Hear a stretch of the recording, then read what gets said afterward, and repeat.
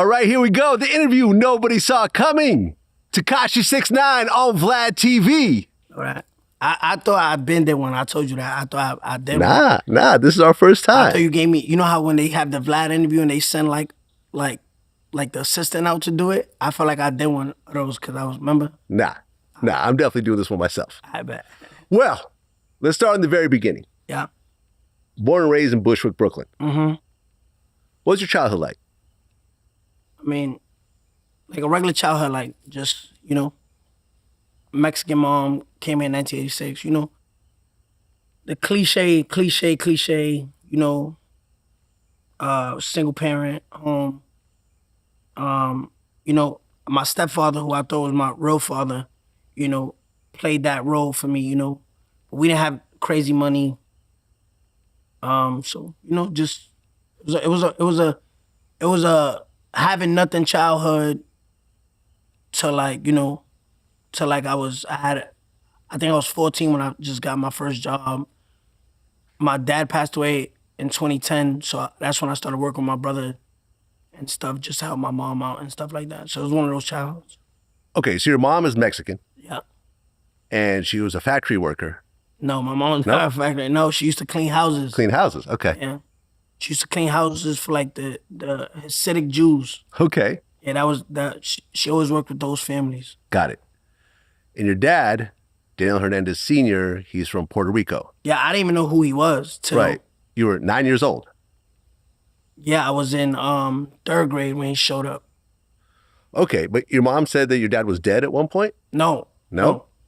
Okay. I thought my real dad was my stepfather. Stepdad. Yeah, Luis Nazario. So you meet your dad around 8 or 9 years old. What was it like to see your dad for the first time? Like, did he look like you? Nah, I didn't even know. I was walking home from school. This dude comes up to me, asks me for directions, right? And he asked me, where's a train or whatever, like a train station. I said, yo, you walk down, go left. That's where you're going to find a train. That's me coming out of school. So we keep walking like 3 to 4 blocks. And then the same dude shows up, like as we walk in, like into my house, I see the same dude. So I found it weird because we 4 blocks away and he asked me where's the train directions. I sent him the other way. So when I sent him the other way and I see him, you know, standing by the house, on the same block of the house, I found it weird. And then I told my mom, I was like, yo, didn't this dude ask me for the directions of the train? And then he came up to me and I was like, yo, I said it was that way. And then he's like, yo, I'm your dad. That's how and then I looked at my mom started crying. I was like, yo, fuck. I was like, I didn't even pay him no mind because the love I got from the love I have for my, you know, stepfather would never change, you know what I mean? And so I just... Well, didn't your real dad have some drug problems? Well, yeah, he had drug problems and stuff like that. And he kept having drug problems. Yeah. But that don't matter. Like, if you know, have drug problems, you know, you're still my dad, you know what I mean? Yeah. But abandoning me, you know what I mean? That was a whole, you know, and there was no reason for it, because if you came into my life and my mom opened that door for you to, like, you know what I mean? Because my mom, I know her working, cleaning houses doesn't, and my mom, it's my mom, so I lived with her. And I'm a mama's boy. I could tell if my mom really needed us to go to like a father figure's, she would let that happen because she's always working. So we used to stay, me and my brother used to stay home by ourselves doing nothing, you know what I mean? We didn't have the money to do nothing. We couldn't go nowhere. So him being a drug addict is not an excuse for not, you know, wanting us in his life. He also went to prison for a while for drugs. Well, I still don't know. For drug selling, I think. Yeah, I still don't know. To be honest with you, I never looked into it. I don't care about it, you know what I mean? Yeah. It's still not an excuse, you know what I mean? He was out of prison. From what I understand, went to Orlando to live with his family or whatever. Fuck. Didn't come look for us till he needed some help, you know what I mean? Yeah. Okay, and you had an older brother. Well, you have an older brother, Yeah. Oscar. Yeah, Oscar. And you guys grew up together. Yeah. You guys were in the church a lot. Yeah. Okay. Yeah, we grew up in church. Like, my mom gave her life to God, like, when we was in, like, 6th grade. sixth grade, first grade, I was 6 years old. So every day was church. Tuesday, Thursday, Friday, Saturday, and Sunday twice. And Sunday twice because church started at 9:30 and finished, 8:30 and finished at 11:30. And from 11:30, the church would resume back at 5 o'clock for the second, culto. So we would stay in church because everybody from the church would go upstairs and the pastor's wife would cook and we would just stay there. So from 8:30 to 9:30 at night, we'll be in church all day. So that's 10 hours? Okay. So here you are, you're growing up with your mom and your stepdad and your brother. Yep. You're going to church, relatively normal childhood. You guys are struggling financially, but a lot of kids are going through the same thing. Everybody, So that's why I said cliche. Yeah. But then when you're 14 years old, a tragedy happens. Let's talk about that. So, I don't really like to talk about it. I'm going to zoom through it. I don't really like to talk about it. Fair enough. My stepdad asks me, yo, come with me to the supermarket. You know what I mean? And when he tells me come with me to the supermarket, I said, nah, go, because I just had a girlfriend, right? This was I lost my virginity in May. I lost my virginity in May of that year. 2010. Yeah. So if I'm not mistaken, you know what I mean? So I know that's fact. So around August, early September, he tells me, yo, take this trip with him to the supermarket. I'm 13, you know what I mean? So I tell this girl, no, I'm 14 because May 8th passed. So and it was an 8th grade summer. I tell, my dad, no, go. I'm with my girlfriend. I don't want to go carry the cart, because we had to push a cart. The cart with the 4 wheels on it? Yeah. The square cart? Yeah. So I'm like, nah, you're going to make me push that shit. I ain't trying to go do that. And then, he goes, it's 4 o'clock, 3 o'clock, some shit like that. Hours pass, hours keep passing. Hey, yo, where my pops at? You know what I mean? So then one of my neighbors at Waldito, he lives upstairs, he was knocking on the window. He's like, yo, your pops is laid out on Belvedere. I'm like, what? He's like, yeah, your pops laid out on Belvedere. I'm like, nah. So I tell my mom, and my mom starts screaming. I run out in my underwear, I'm just running. So I see him, there's already ambulance, already mad people. I'm like, yo, that's my dad. My dad, he don't know where he's at. So I'm like,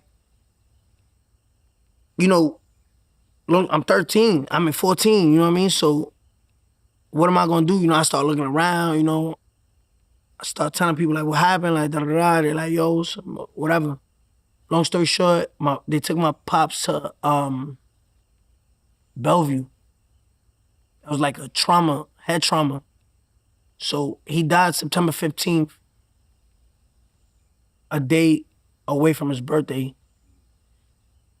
What was the situation around the shooting? Did you ever find out? No, it wasn't a shooting. He got hit with an object that cracked his skull open. Oh. But the blood never exited. So for the cause that the blood never exited, all the blood is internal bleeding. Oh, swelling. It's swelling. Yeah. So he went into cardiac arrest, and he was on that, what was that called? The tubes and stuff like that. Life support, basically. Life support, yeah. What? So did someone hit him with something? I still don't know to this day. So there was no police investigation, nothing? No, they did, but it was on a back block. Oh. You know what I mean? It was on a back block, so. So they don't know.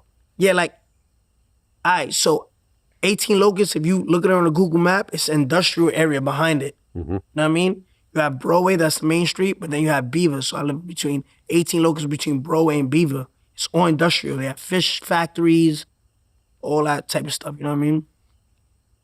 Okay. But the streets talk. Yeah. Did anyone ever say, oh, I think this happened, or this guy did it? Yeah, there was a little conversation like that, but remember, I'm 14. Yeah, you're a kid. I'm 14, my brother's 15, you know what I mean? And it's weird the way the block works. Belvedere, everybody, whoever's on Belvedere don't talk to nobody on Locust. Whoever's on Locust, nobody talks to nobody on Park. Whoever's on Park, nobody talks to, who's on Arian. You know what I mean? It's they block, you know what I mean? Okay. And that situation caused a lot of depression. Yeah. Okay. You actually got expelled in 8th grade. I got expelled No, remember, it was 8th grade summer, so I got expelled into the ninth grade.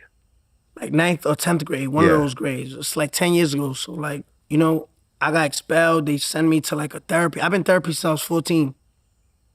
Then they sent me to like this special school that I thought it was like for like small kids. When I get there, it's like full of kids that like with trauma, like, you know what I mean, like Yeah. got raped and shit like that, molested, people foster home, you know what I mean? I just went there. I just dropped out. I was like, yeah, I ain't doing this. Like, you know what I mean? So basically, you dropped out in high school. I dropped out, yeah, in high school. Okay. So what happens when you're a 10th grade, ninth grade dropout? Like, what are you doing during the Now day? I'm working. You're working. Yeah, I'm working. I told you I started working with my brother. First restaurant we started working at, he was working in, forgot the name of the restaurant, but they had a sister's restaurant that was called Santos Ann. Santos Ann, I try to help my brother doing the dishwashers, you know what I mean? I'm 14. Remember, I was still in 10th grade coming out of school, taking the L train from 14th Street. No, 14th Street to Lorimer. From Lorimer, I get out and go straight to my job, like, you know what I mean?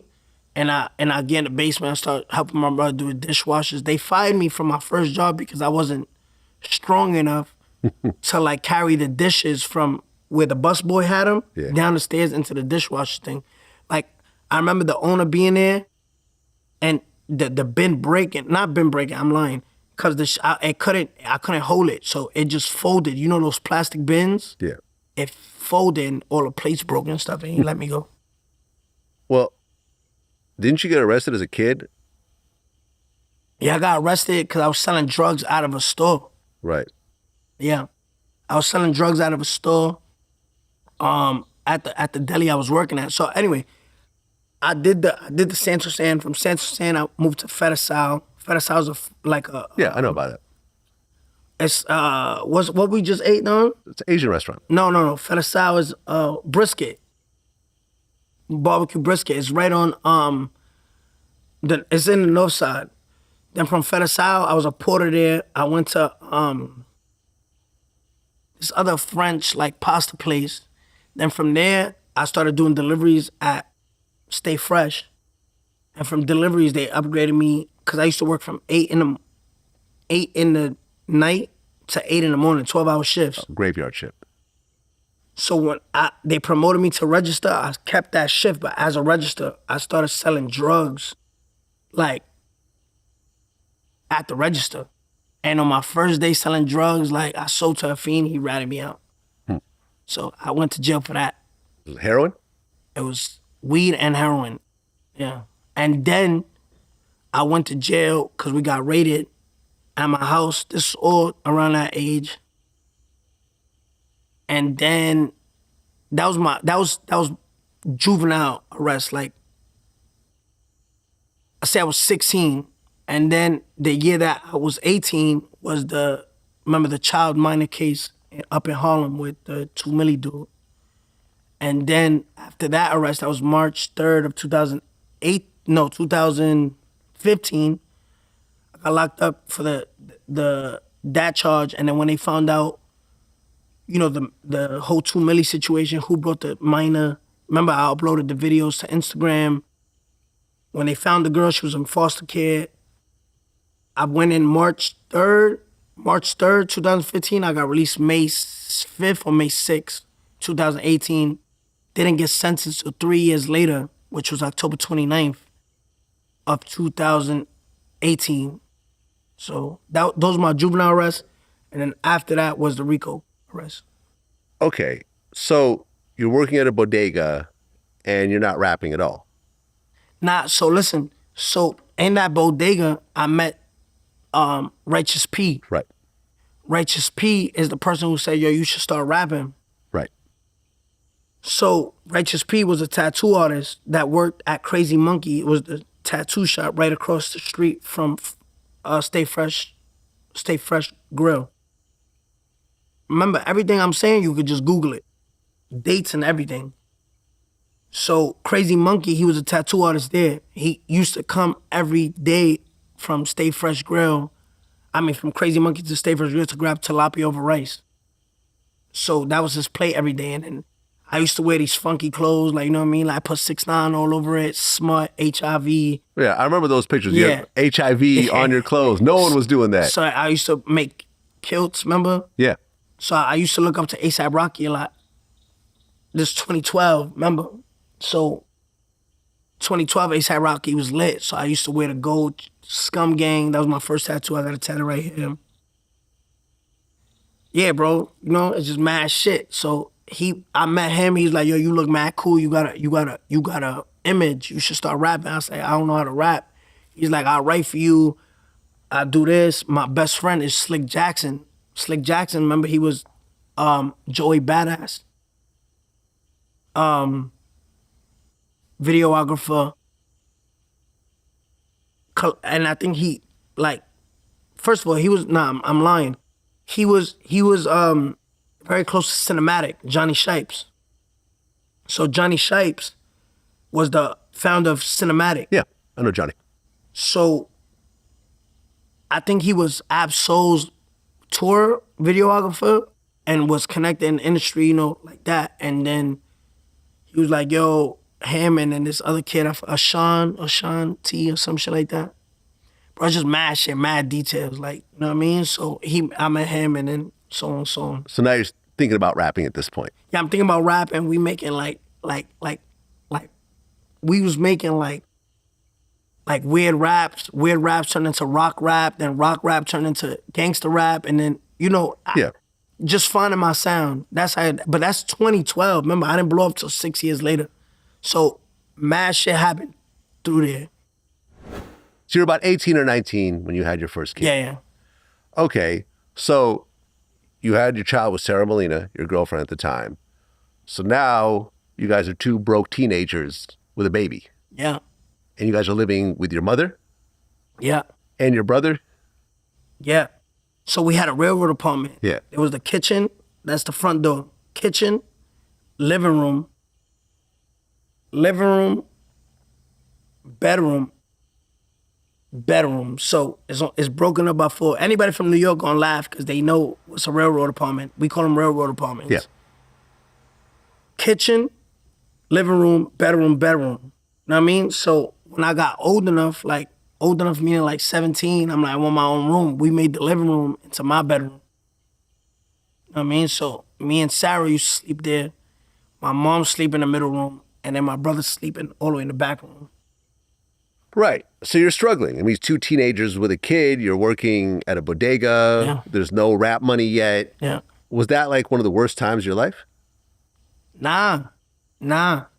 I would say me having money is part of one of the worst times of my life, because there I'm experiencing life. You know what I mean? That's life to me. You know what I mean? Life is not struggling. Life is experiencing, you know, those experiences like, yo, could I make it in this life doing this? Remember, and I'm still 17, 18, you know what I mean? Yeah.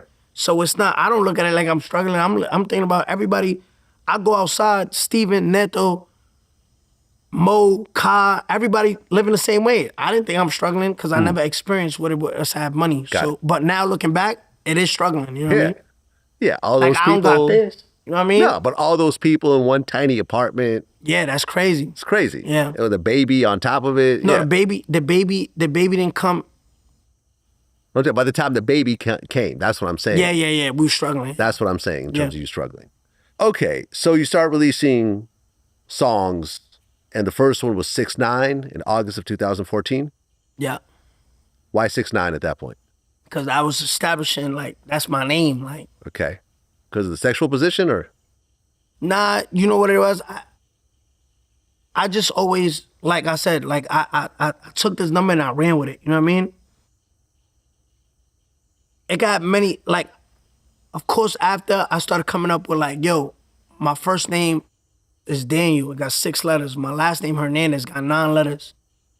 I started finding but I really took that number and just started putting it on every piece of clothing I could find. You know what I mean? And that was my brand. So when I grabbed this number, you know, obviously when I started getting famous, I'm like, nah, that shit's symbolic. That shit is this, that.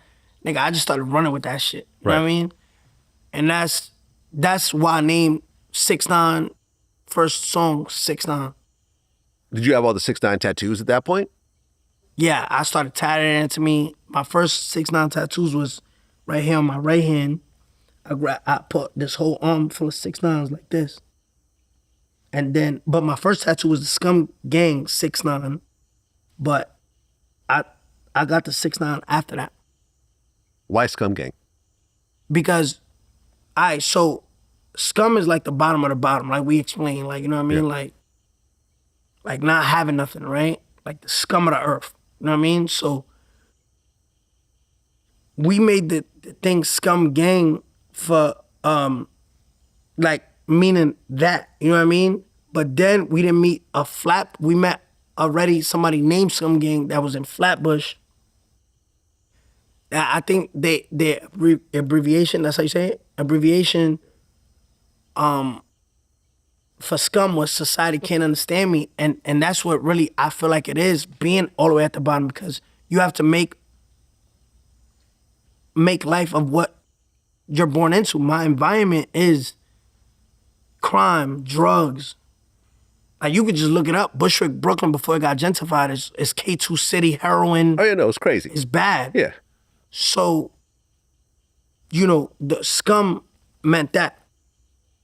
Okay, so the first song was 6ix9ine in August of 2014. Then you put out Pimpin', right, in September of that same year. And then in October, you put out Who the Fuck Is You and 4769. Nah, 4769. I don't know who the fuck is you. Right, and 4769. It was in December, November. Right, you collabed with Dirty Sanchez. Hold on, don't tell me. Dirty Sanchez. Hold on. It was Dirty Sanchez and one more, Jab. Right. And these were... They was part of Joey Badass. Exactly. Shit, yeah. Exactly, pro era. Okay. And then you kept putting out songs, Scum Life, Shinigami, Yokai, Helsing Station. After 4769, it was Shinigami with Bodega Bams. And then after that, it's just so long ago, Shinigami, then, you know, maybe Helsing Station first, then Yokai. Okay, and what was interesting is there's a label in Slovakia named Fuck Them Records. Yeah. And they were actually... my boy Yaksha. You guys, they were actually financing and putting all this out? Nah, hell no. That's okay for me. But it went through their label though, didn't it? Nah, nothing. No? Nothing. Okay, so how are they affiliated then? So when 6ix9ine came out, when 6ix9ine and Pimpin' came out, I'll see all the comments, and all of the comments was in a different language.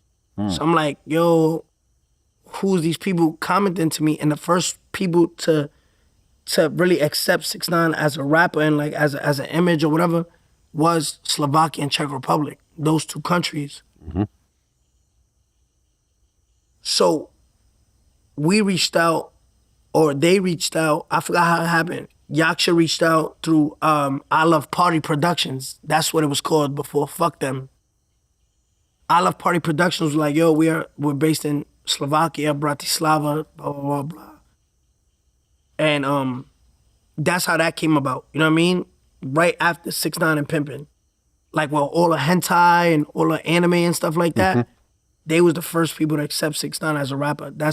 But we just uploaded our work, like our investment into music videos, studio time, and just say, here, upload it through your channel. We didn't know what monetization was. You know what I mean? Okay. Yeah. That's my boy, though. I never asked him for $1. I think Gummo was released on their shit. Okay. You know what I mean? Was it around this time that the Tekashi name came about also? Nah, Tekashi came out way before. But after 6ix9ine, then it was Tekashi, right? Or was it the same time? No. It was Tekashi 6ix9ine. The whole time? Yeah. Okay. So where did the Tekashi part come from?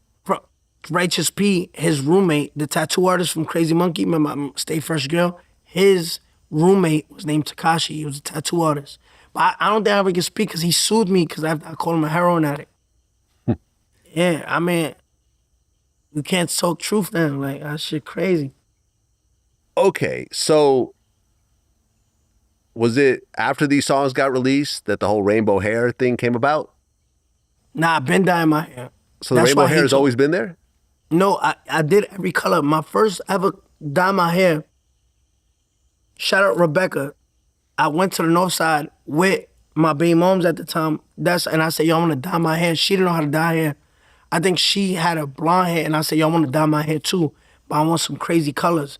We went to a random place in the north side. It was like a mall that had like different suites, and I put hair color, and her salon came up, and my first color was pastel green and purple. And that from pastel green purple, I did green and red. From green and red, I did mad other colors. I think I did all yellow then. And then I said, you know what? Let me just get all the colors at once. So you see in 6ix9ine, I had a black man bun. Yeah. And Pimpin', I had like black braids with the ball, the two rubber band balls. Yeah. Pulls. And then 4769, boom, 4769, they look it up. My first time I ever dyed my hair, I had pastel purple into pastel green. Okay. So the rainbow hair came when? Now I'm backtracking. Yeah. Because now I gotta see, so pastel green, and then in Shinigami, still got those colors. Then Shinigami, Yokai, Housing Station, I got purple on top, red at the bottom. Right. But I feel like the rainbow is what kind of set it apart. No, that's what I'm saying. I don't know. And then I think so boom, right before Gummo, I released Anarchy. Anarchy, when I first meet Elliot Range in LA, like around 4769 time, Anarchy time was the rainbow hair. I think that came 2016. Okay. So you're starting to get some traction with the music. You're playing around with your image. Was the face tattoos all there? No, 6ix9ine had no face tattoos. Pimpin' had no face tattoos. 4769 had no face tattoos. I maybe had one. If I'm not mistaken. Shinigami, I have no face tattoos. Housing Station, I don't, like I said, these are facts. People can look it up. I don't have no crazy jigsaw, spider webs, big 6ix9ine on the forehead. Yokai Housing Station, I don't got that yet. You know what I mean? It didn't come till, I believe, that summer of early 2016 or 2017, I'm not mistaken, where the face tattoos came about. Okay. A situation happened with Zillakami where there was a deal that's supposed to be signed with Epic? Yeah, so 2015, 16, I'm trying to remember the dude's name. I took facts. Two guys came to my block. And I remember, I forgot the guy. If you give me the guy's name, I'll tell you exactly how it happened. They came to my block, talking about record deal, da-da-da. They pulled up in a white Beamer, like a white Beamer or white BMW, I don't know. No. They pulled up, not a Benz or a Beamer. They pulled up to my block, I'm out there. They're like, yo, what's up? Like, I think they were A&Rs at Epic. Anyway, long story short, it was bullshit. It's bullshit. You know what I mean? They just came there to see what it was. I'm not dumb. They wasn't feeling it. They never called us back. I'm with Righteous P at the time. 6ix9ine, the song, and Pimpin'. And this facts. You know, me and Righteous P made up like 3 months ago. After years. Okay. Years, you know what I mean? And I talk facts, what it is. Epic wasn't a thing. Yeah, that was true. Epic wasn't interested. They came, they seen me, they were like, kid, like straight up, kid is whack. Like, you know what I mean? They didn't say that to my face. I could just feel Bob's. 6ix9ine came out, Pimpin' came out, 4769 came out, Shinigami came out. When Shinigami came out in February of 2015, right? 2015, I get locked up for the minor case, March. You get it? February, March, very next month. When I come out, I got no hair. Remember, I cut my hair in jail. They made me cut my hair in the jail. Remember, I'm not in juvenile, but when you 18, you in like 18 and under jail. So you not with the adults. Yeah. They made me cut it. After I cut my hair, I come out bullheaded. Like I come with a dark Caesar. And then that's when you see Scum Life. After Scum Life, I think P starts saying like, yo, I think my little brother should, my little brother. It's mad shit, bro. P's like, yo, my brother should be in it. I'm like, all right, cool. I wasn't opposed to it because at the end of the day, you my mans. But I felt what I felt. So P bringing his little brother into the game, I feel like he's trying to replace me because it wasn't working. Remember, we put in music out since 2013. 2012, 2013. Yeah. You know what I mean? So you probably see 2013 pass, 2014 pass, 2015 is passing. It's still not popping off. And me and P so smart with this shit. It's like, it's funny because it's like, I felt it. He's like, yo, if it don't work for him, it's gonna work for my little brother. I'm already the face. We got the fans in Czech Republic. We got the fans in Russia. We got the fans in Slovakia. Like, it's not working. Like, it's because me. So he tries to bring his little brother. We release Housing Station and we release Yokai. Remember, his little brother's helping him write. I don't rap that rock shit. You know what I mean? So anyway, long story short, we doing that. I felt like he was trying to push his little brother, like me to push his little brother and then just kick me to the side. You know what I mean? So there was no, I'm clarifying, there was no deal with Epic. P could tell you there was no deal with Epic. I think we took a meeting with Warner. It was fake too. You know what I mean? Then that's when he tried to bring somebody else in, So Smoola. When they try to bring So Smoola in, I'm like, yo, like, I know I'm the face guy. Everybody knows 6ix9ine. But then he had my Instagram on his phone. That's how I started. So it was like, they took my Instagram. They were like, yo, we made you who you is. You know what I mean? Remember, mind you, I'm broke, I'm pop, I don't got no money. But they like, whatever we built you as, you know what I mean? Whoever we built you, we made that. So I just saw the little shit happening, you know what I mean? I'm like, yo, they're trying to replace me. They trying to make So Smoola, who was, what he was in Harlem, you know what I mean? He has the image. He has that. He has tattoos on his face already or whatever he had at that time.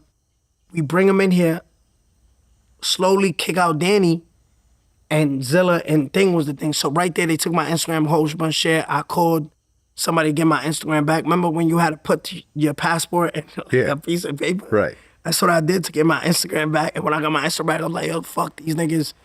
These niggas try to get my Instagram. Zilla try to get my Instagram. You don't follow him. And that's how that whole shit happened. But like I said, it was kid shit. Well, I mean, you touched on this. Yep. Right around that time, 2015, that's when you got hit by the child charge. Yeah, March 3rd, 2015. Right. When was that video actually filmed? Like a week before that, February 20th. Okay. So basically you were charged with 3 counts that basically says, there's different situations. They say in the first, fondling. Right. So in the first, they said that with a separately charged defendant, Taquan Anderson, while defendant Daniel Hernandez stands behind the making emotion was her on her. Yeah. The child is in the video. The other video shows the child sitting on Hernandez's lap while Anderson later sitting across the laps of Anderson and Hernandez. Yeah. So this girl comes in and what? She says she's 18? Yeah. And you guys, this is all just underground. This is not a real video production. Look, and this is where I feel like, people just ignore the facts. Remember, I'm a person that talk facts. This whole interview, I'm talking facts. These videos, right? that you just described, where do they see these videos at? Did I send them out to the prosecutors themselves? Did I send it out to the cops? They're on YouTube? That's what I'm saying. This is the fact that everybody ignores. Let's focus on the facts. Yeah. 6ix9ine, Taquan Anderson. Where's these videos at? How do these videos exist? So Taquan Anderson is who? But you see how you just proved my point? Let's focus on the videos. Yeah. You see,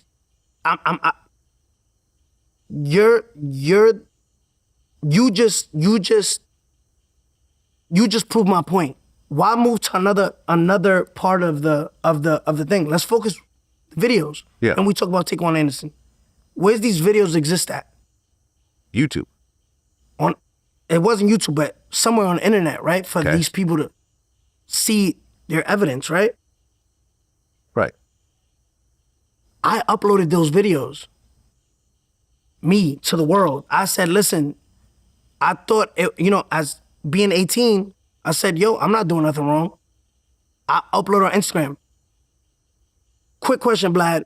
If you, right now, murder somebody, would you upload it on Instagram? No. Why?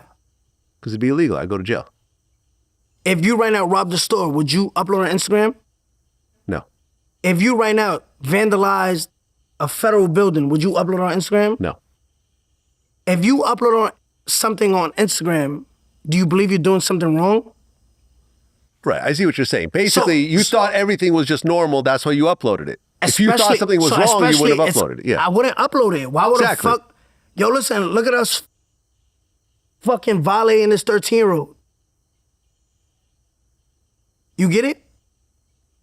So people just want to jump to another fact. Like, damn, he's spitting facts right now. Let me switch the subject real quick. What about Taquan Anderson? Nigga, let's focus on the facts. Does he have a stage name or no?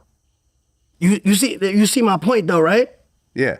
Like, let's talk about the facts. Right, the facts is... Because I've never heard anything about Taquan Anderson. Fuck him. He doesn't matter. Right now, he's probably a bum in Harlem. But he's co-charged in this case. All right, cool. Let's talk about why I feel like I didn't do nothing wrong, because I uploaded it. If I felt she was a minor, you know what I mean? And I felt like I'm committing a crime, I don't upload that. I genuinely didn't know.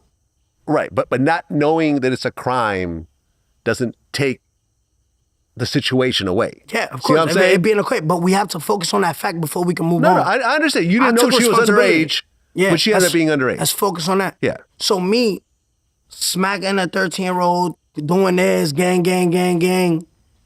If I feel like I asked you previously, if you shot someone in the head, would you upload it? No, because you know you're committing a crime. If you robbed a bodega, would you upload it? No, because you know you're committing a crime. If you feel like you're committing a crime, you don't upload it. I didn't know she was underage, and also not me knowing that she's underage, I'm the one who said, hey, look at what we're doing, because I felt when you go to a stripper, what you do? Smack them on their ass, throw money, right? Rappers now, in the modern day, I could have 40 hoes right here. I'm going to smack them in their ass and upload on IG what people going to say. He's the man, right? Now, say one of those strippers are underage. Look at this nigga. This nigga's a pedophile. Yeah. Right? So at that time, I did it, and these are facts. Right now, people, if this clip started at 117, they're going to skip to 3 minutes because they're like, he's spent so much facts. I'm not trying to hear that because I don't like this nigga, and I want to continue not to like this nigga. You know what I mean? Right. And that's just a fact. Well, you end up pleading guilty, right? Yeah, I pleaded guilty 3 years later. Yeah. At your sentencing, the assistant DA, Sarah Weiss, told the court that you fondled the girl's breasts and smacked her buttocks while she was raped by 2 other men. Yeah, she was, there was no proof that she was raped. Nobody had sex with her. Nobody had sex with her? Nobody had sex with her. Okay. So ultimately... But this is what I'm saying. So Sarah Weiss, right? Sarah Weiss said that in a statement. Yeah. Just say it again real quick. Sarah Weiss, who's the assistant DA, told the court that you fondled the child's breasts and smacked her buttocks while she was raped by 2 other men. Who did Sarah Weiss tell that to? The court. Well, the Who's judge. The court? The judge. To the judge. Right, because you were sentencing. There was no court because you pled it out. You plead out. I pled out. Yeah. So say again, what did Sarah Weiss tell the judge? You fondled the child's breasts and smacked her buttocks while she was raped by 2 other men. Did I go home that same day she said that to the judge? I think so. I went home. That's it. Story closed. You get it? Like, come on. What happened to the guys? So the girls and a minor got raped and I went home, right? Yeah. Story closed. What happened to the guys that actually raped her? They went to jail. You know what I mean? Okay. Remember, I don't know Tay Millie. I met them. I went to So Smoola. I was So Smoola's trap house. I get to So Smoola's trap house, right? And remember, this is so funny, right? This is so funny. Cause I just stated so much facts and people hate me so much they can ignore it and be like, yo, look, he's snitching again. You get it? It's always something else. So I state a fact. Now they're like, damn, like this kid is just fuck. Like all he speak is truth. The guys that was really involved in that shit and you went to jail. I went home. Damn, I hate this guy. Fuck. Damn, we can't use that no more. Damn, he's right. Fuck, I hate him. You get how that works? Right. Well, you're given a plea deal with no jail time. But why would they give me a plea deal if they got me spot on? No, I got it. So No, you got it. Do the public got it? No, we all got it. You end up doing no jail time. Walk him down. So what I do. You and got I a speak plea with facts. You got a plea deal. You had to get your GED. Yeah. I got my GED. Right. You had to refrain from posting sexually explicit or violent images of women or children on social media. Yeah. And you couldn't commit a crime. Any depicting acts of crime. Right. Couldn't commit a crime for 2 years. Mm-hmm. Now, if you met this plea deal, you'd get 3 years probation. Mm-hmm. And the big deal here, you wouldn't have to be a registered sex offender. Yep. And what happened? You end up not being a registered sex offender. Come on, what are we talking about? Like, that's what I'm saying. But you know what it is? It's like, damn, he's so arrogant. Damn, he's obnoxious. Why can't he just be humble about it? But imagine if all this shit was true. You get it? Yeah. You get why I'm so like even if I do things right, it's wrong. Did I get my Did I get my youthful offender? Not sure. I did. You did. Look, okay. I mean, you have all these facts. Yeah. If you have all those facts and you don't see that I got my youth offender, that means it's like, damn, how could I make him look bad? I got my youth offender. Got it. I never registered as a sex offender. I'm not no sex offender. That's a fact. You know what I mean? Matter of fact, there's a sex offender list right now. Look it up. Daniel Hernandez is not on there. No, that's established. Okay. But I just want the disrespect to be as loud as the apology. That's me. You know what I mean? How did you and Trippie Redd hook up? Yeah, it's just so funny because it's like I spit so much facts. I'm really, ironically, I'm such a truth teller and it's funny, I'm really, people don't like me because they don't like the truth. You get it? Like, that's me. Like, I speak so much truth. Like, yo, bro, when I'm wrong, I'm wrong. Like, you get it? Yeah. Now that I just spit so much facts, like, how you and Trippie linked up? Let's get him off this topic. It's just too much facts. No, I think you addressed everything. That's why I'm going on the next topic. I think we've talked about pretty much the whole thing. No, I got it. I'm like Curry right now, fourth quarter, like. Right. Yeah. Don't cut none of this out. No, we're all here. So, how did you and Trippie Redd first meet?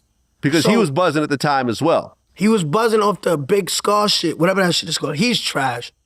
But like I said, he was buzzing. So listen, this funny. Damn, I don't want to take my glasses off because it complements the wig and the shoes. All good. So like if I take the glasses off, I really want to take them off. Now, do you? All right. So. You look better though without the glasses though, I'm going to tell you. I think so. Because you get to actually see. Nah, keep on. Because I did it at the show yesterday and I look crazy. So I just try to keep them on. It just it's just a look. Fair enough. Okay. All right, so me and Trippie Redd, right? When I meet Trippie Redd, right, I take a flight to do an Adam 22 interview, right? Mm-hmm. I met him in New York. I told him I needed an interview. He probably like, yo, who's this underground rapper trying to get an interview with me, right? Yeah, he did your first interview, right? Fuck that nigga. That nigga didn't answer my call, but thank God he didn't answer my call, right? This is facts. This is really my life. He never answered our call. He igged us. He's like, yeah, I'm gonna hit you, da-da-da. When I had no money. We did a video for some dude at Home Depot because I was a videographer. I knew how to handle the camera. We did a video for some nigga in Home Depot, and with that $700, we booked a flight from Philadelphia to LA. Like some spirit shit. when we get to LA, we get to Airbnb in Venice Beach, and I'm telling, yo, Adam, I'm here, like, what's up, let's get an interview. The nigga just go ghost. So I'm like, damn, we came out here for nothing. So I really went for that, and like I said, I don't want to be mistaken. That's why I asked you with the famous decks. No, so now, look, J Stash was first. Because I remember, because he came to that Airbnb in Venice Beach. Now, I don't know, because we always stood in that Airbnb by the water. So like I said, anyway, the Trippie Redd shit, Adam 22 egged us. We in the Airbnb, and niggas said, yo, you should do a song with this kid, Trippie Redd. He's hot right now on SoundCloud. Yeah, Exodia with J Stash and Zen Black came out in January of 2017. All right. You see, I'm good with my shit, yep, right? You got it. I'm good with my shit, bro. So just say it was the J Stash shit that came first. He came to the thing, blah, blah. We did our video. Adam 22 egged us for the interview. So Andrew, who's Trife Drew, said, yo, bro, you should do a song with this kid. He's hot on SoundCloud. Yeah. So I hit him up on Instagram. He's like, yo, I'm actually a big fan of you. Let's meet up. I really didn't want to do a song with the nigga because I didn't like the nigga. Andrew liked the nigga, you know what I mean? But Andrew my right-hand man, so I was like, all right, yo, hit him. I'm going to hit him up. We going to link up. We go to a studio on Sunset Boulevard called Hitway. We go to Hitway. We record the song right there on the spot that night. 4769. No, I mean 1469. Yeah, Poles 1469. Poles 1469. Yeah. And when we do the song, the next day, he's like, yo, let's shoot the video. So I'm like, nigga, I ain't got no money. Like, you know what I mean? But I ain't tell him that. You know what I mean? My team know I ain't got no money. I say, all right, bro, you got to pay for everything. He's like, all right, I got it. So he takes us to the desert. He pays like $200 for the ATV excursion shit. Remember the shit in the desert? Yeah, right. We tell the dude, yo, we gonna shoot a video real quick. We shot the video. And then when the video goes up, it start going crazy, right? So his label, so I edit, remember, I shoot and edit my own videos, me. So they shot it, I fucking chopped it up that same night, edited it, and put it up the next day. When I put it up the next day, the label owner, who's Elliot Grange, son of Lucian Grange, signed Trippie. And he was like, yo, can I tell 6ix9ine that I want to meet with him? Remember, I don't know Lucian, I don't know Elliot, I don't know these niggas. I just felt like a white nigga with glasses wanted to meet with me. He told him to come to 888 Wilshire. That's where his office was at. So we meet downstairs, we drinking water out of a glass champagne cup. I'm like, yeah, this is what I deserve. Like, this is my life. You know what I mean? He like, yo, I want you to sign for me. I said, how much you want me? I said, how much you want to give me? He's like, yo, 50,000. I said, what? I'm like, yo, Andrew, this thing is crazy. He's like, yo, who edits your videos? I said, I just edited this last night, da-da-da-da. So anyway, long story short, I said, yo, I'll take your number. He said, yo, my name is Elliot Grange. Milo the Light, who was Trippie Redd's manager at the time, opened up the sister company, Create Music Group, the publishing digital marketing company. Remember, yeah, I was just talking about Create, right? And Create knows this Alex and all them people at Create. Bro, before Create had a warehouse, you know where I met the CEO founder in 2017, 2018? You know where I met the creator of Create Music Group? You know where I met him at? Where? At a hot dog stand. That nigga has 100 million, 500 million plus right now built. And like I said, bro, niggas were like, who the fuck is this nigga? I talk facts, bro. I text this nigga this. I say, yo, bro, I'm like, call my phone, bro. Like, you know what I mean? Like, I'm not even calling me. You know, I haven't collect publishing since 2023. It's 2025. We about to be in 2026 in 3 months. But anyway, long story short. So that's how I met Trippie. Okay, so you and Trippie do Poles 1469. Yeah. And I remember that's when you hit my radar. Because it was like, oh, who's this kid with the multicolored hair? Yeah. And Trippie is like a new artist as well. You guys do OWE? OWE, yeah. OWE. After that. And I feel like you guys, like, in your bag, like, it almost felt like the next wave of music. Mm-hmm. You know, with the face tattoos and the crazy hair and everything else like that. So you guys both get on the radar with these two big songs, and it seems like things are going great for everybody. But then at one point, Trippie Redd disses you. I think he goes on Twitter, calls you a pedophile, and said that we're no longer working together. I'm sorry, brother. 1400 don't promote pedophiles.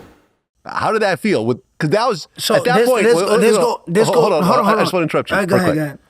Because, to be fair, that was the biggest success you've had in your life at that point, right? Am I right? I'm gonna kill him right now. I'm literally, you just set him up for a headshot. Let's go. Like I said, I talk nothing but facts. 6ix9ine talks nothing but the truth. How I said I met Trippie Redd? His label owner requested to meet me. Am I changing anything? No. Everything's staying the same, right? I shot, posed 1469. I edited 1469 same day. When I put it out, his label owner said, listen, I want to meet with this 6ix9ine Danny kid. 888 Wilshire. When he sees that remember, that's early 2017. I signed with Elliot July, August 2017. When he sees, yo, this kid is gaining traction, this kid is his thing, I'm the face of the label. Trippie Redd was the first signee to Elliot Grange. Okay, so did you sign to Elliot Grange by this point? July, August 2017. Trippie's been signed to Elliot Grange. I don't know his deal. Okay, now I got it. I don't know. He's signed before. Right, so you guys are both on the same label. So these is facts. Same label. Elliot's first artist signed, maybe some rock and roll nigga from, I don't know. You know what I mean? Yeah. But me and Trippie was first, 6ix9ine was second. Yeah. Right? You seen the jealousy coming. You don't gotta say the jealousy is loud. It's loud. Trippie got jealous. Why else come at me? We was friends. Why else? You tell me. Well, not only were you friends, but you guys had commercial success. Commercial success. So why hate on me? Yeah, I don't get it. You don't get it? I don't either. Huh. Out of nowhere, he just called me a pedophile. But like I said, people ran with it because they were like, yo, this Mexican nigga with rainbow hair, he's growing too fast. He's shock value to the 10th power. How else can we hate on him? Remember when we was talking about the minor stuff? How people just hate facts. People don't like facts. When a little kid say, you talking to a little kid, and a little kid say, yo, your breath stink, what you like, damn, like my shit hot, right? Yeah.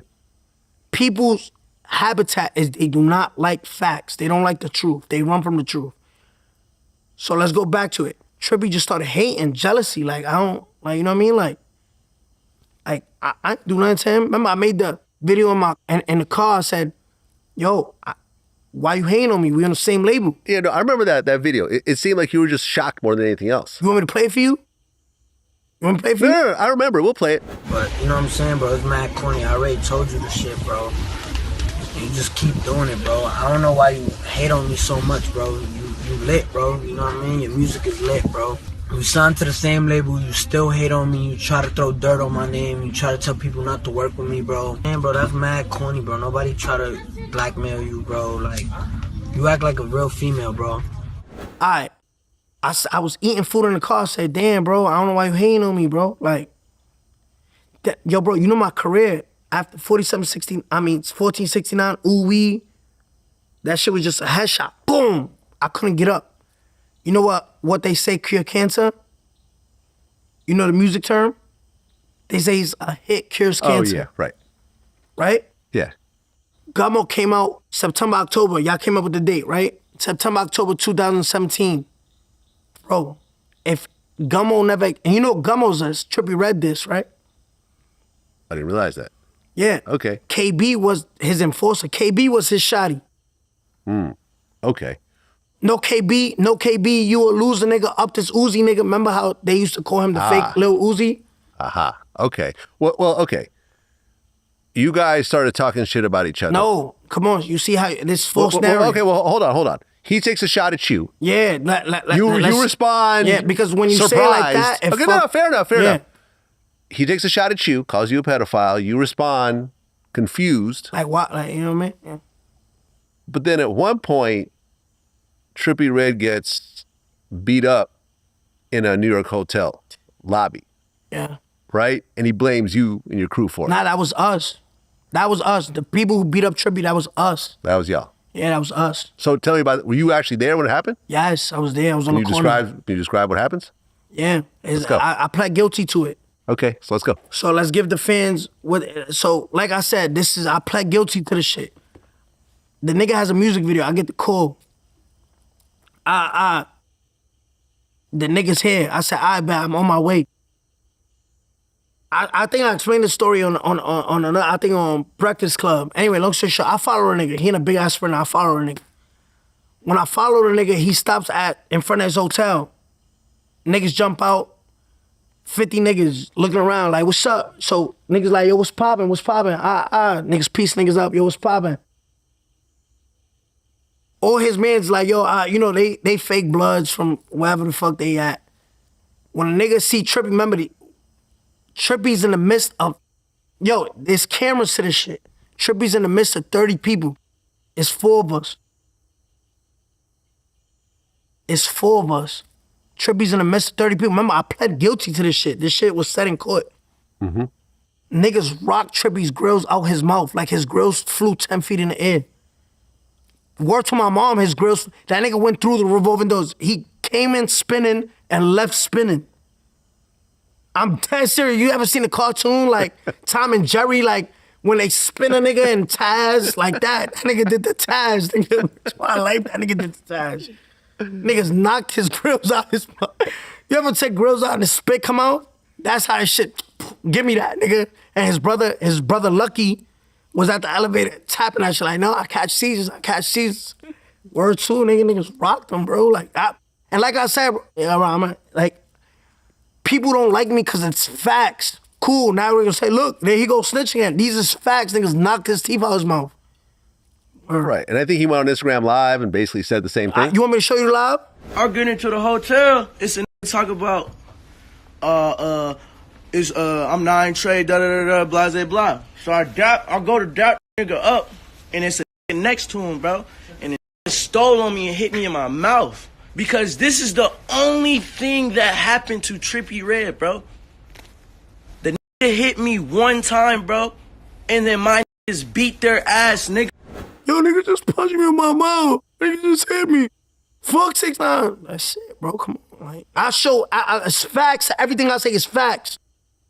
Oh, yeah, there you go. Truth telling. It's facts, nigga. Niggas will rock you in your mouth, nigga. Tell niggas we pop out. You know what I'm saying? Stop snitching. Why you snitching for? Didn't do nothing to you. You wanna snitch, you heard? Snitching. They hit me. At this point, you guys start going back and forth. You accused him of having sex with Bad Baby, who was a minor at the time. Everybody listen, apart Trippie Redd, there you go telling the truth again, there you go snitching. All these rappers fuck Bad Baby while she was underage. Come on, next thing. And she knows it, they know it. But you know what? No, we like them. They can fuck kids. Just don't say, bro, chill. Bro, why you always gotta open your mouth, bro? These niggas be fucking kids, bro. Didn't I upload the picture of him laying on the chest, underage? You want me to show it to you? I believe you. All right, come on. Next question, let's go. I'm not gonna shit. I'm walking it down. That's what I do. So then October 8th, 2017, the Gummo video comes out. And this was a changing point for everything for you. Now, you had the hit songs with Trippie Redd, but this is your first solo song by yourself. Yeah, remember, I'm not throwing it off because it's my music, it's my work. I spend days working this music. That was SoundCloud songs. Post 1469, all that shit. Yeah, it's platinum. That's SoundCloud songs. You know what I'm saying? Right. But Gummo was something different. And remember, he dissed me before Gummo. Yeah. So before I could even reach a mainstream thing, the niggas, who does that? We make music here. Why are you trying to, how else could you name, be honest, hold on. You got kids, right? Yeah. If somebody did that to your kids, right? Your kids do a school project together. It comes out so good, it's great. And someone out of nowhere just throws dirt on your child. This is, put yourself, how do you explain it? Yo, how do you tell your kids, yo, you maybe did something to him? You maybe did, there's no reason for that. Like, there's really no reason why he did that. Try to damage me before I can even blow. Well, before we get into Gummo, Trippie Redd said the Gummo beat was supposed to be for him, but you stole it. Stole that shit. That's what I do, nigga. Fuck, nigga, I stole that shit. And I stole it, like, but niggas don't understand. I talk facts. Vlad, I talk facts. Oh, you're right. I don't even deny it. That's cool. Nigga, I talk facts. What deny? What, nigga? Give me that, nigga. You don't know what to do with that. Okay. You know when a nigga got a girl, her shit fat, bro, you don't know what to do with that. Give me that. That's what I did to that little nigga. Give me that. You don't know what to do with that. Imagine what Trippie, play the Gummo beat right there real quick. Just play it. Just play it. Play. I'll play it. Hold on. Play it real quick. I'm gonna show you what Trippie gonna do to that shit right now. Play the beat, just the beat. Show you what Trippie gonna do to this shit. What's Trippie gonna do with that beat? Trippie 1440, 1400, 14. Big slime 459. Nigga, what is he gonna do with that? You're not, what are you doing with that? Okay. You gonna waste that beat. Okay. You took it, give me that. Well, it's a hot beat, it's a hot song, but what put it to a whole different level was the music video. When you saw 100 Bloods with red bandanas on a block in Brooklyn, you know, with a kid with rainbow hair, everyone, including myself, was like, what the fuck is this? Now, the whole Blood affiliation, I've interviewed some of the dudes that were there. I've heard different versions of the story. They said that you went and got a whole bunch of red bandanas and gave them out to everybody. Any truth in that? That's true. Okay. I grabbed the red bandanas because remember, we're shooting a music video, right? We're shooting a music video. So people look at it as like, oh, look, these niggas is Bloods, right? Mm-hmm. I'm trying, when you watch a music video, right? Give me any music video right now. Anyone. I'm gonna just spit the facts. Give me a music video, anyone. Any music video, but it's been a while since I've watched music videos. Yeah, shit's just trash. Let me see. Anyway, just give me one. Anyone that I'ma know, you know what I mean? Cardi B, Imaginary Players. Imaginary what? Imaginary Players. Her last single. Bro, I just don't bump no Cardi B. Like, I mean, I'm a man, like, you know what I mean? All right, give me a guy, like, you know what I mean? Nobody bumping no fucking shaking ass and pumping pussy. So, a new video? No, you're talking about a new video. Nah, don't do it. Nigga, what? I'm definitely, I know that shit. Anyway, look, long story short, right? In the music video, all right, let's talk about the red bandanas, right? Yo, go buy red bandanas and give it out. I'm so hated, people gonna look at the bad. In the music video, what do you, all right, if the song is about, nigga, I'm really him. I kill niggas, bro. Like, I just head tap him with facts. If a song called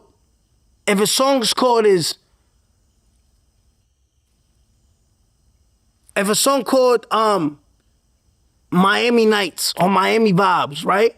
What is your music video? It's gonna be set in Miami. So what does Gummo mean? So if I'm like it's the movie Gummo. So there's the movie. Remember, my titles have nothing to do with the thing. But if I'm like, pop these niggas like a Willie nigga and you a silly nigga in the hood with the Billy niggas, what do you expect to see? Right, and Billy is short for blood. So my thing is I'm painting a picture. So giving out these, so what? I just grabbed fake Bloods and said, yo, I'm painting a picture for the fans, no? Right. What do you expect Miami Nights to be in Miami, right? What do you expect? Just give me any song. No, don't give me a video. Just give me a song right now. Any song, any rap song. Drake, what did I miss? Drake, what did I miss? All right, what did I miss? I picture him in the music video taking mad shots and missing all them shits. You get it? Like, it's like I'm trying to paint a picture for the fans. I'm trying to paint a picture to my audience, right? And I'm dissing Trippie Redd, who I feel I know for a fact he dissed me first as a diss song, so I said I'm in the hood with them Billy niggas, so you know what I mean? That don't got nothing to do with like, oh, yo, this nigga giving out rags, because people saying that I'm painting a picture for y'all. I'm lying? I'm not from Bushwick, Brooklyn? I'm not from Brooklyn? Well, where does the blood affiliation come from? Because up until that point, cool. you didn't really see it. I explained this shit on another interview. when I signed with Elliot, right? I think a month or two before, my mom gets sick in the hospital. And like I said, this is facts. They can literally cut this interview and go to another interview and be like, yo, what he said don't match up, right? My mom gets sick. XXX is popping already, 2017. His manager is Solomon Sounds. I call him too right now. He'd be like, yo, Denny, I don't know what you're talking about. I meet Solomon Sounds in Soho at a Starbucks. My mom was in Bellevue getting her something taken out her stomach, like an appendix or whatever the fuck. I don't know. So I meet him. Solomon Sounds' best friend is Chris Higator. Chris Higator is Solomon Sounds' best friend. So I say, yo, if I can't sign to Solomon as my manager, he's managing XXX, I'm going to sign to his best friend because whatever he know, he might know.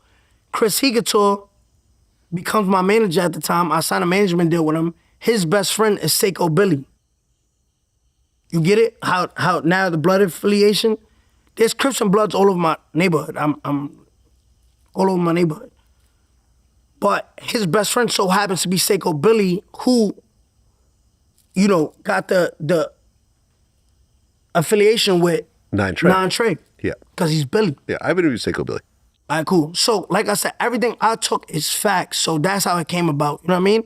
And then when we make the song, I'm already signed. Remember, I'm signed to Chris Higator before I signed with Elliot Grange, management deal.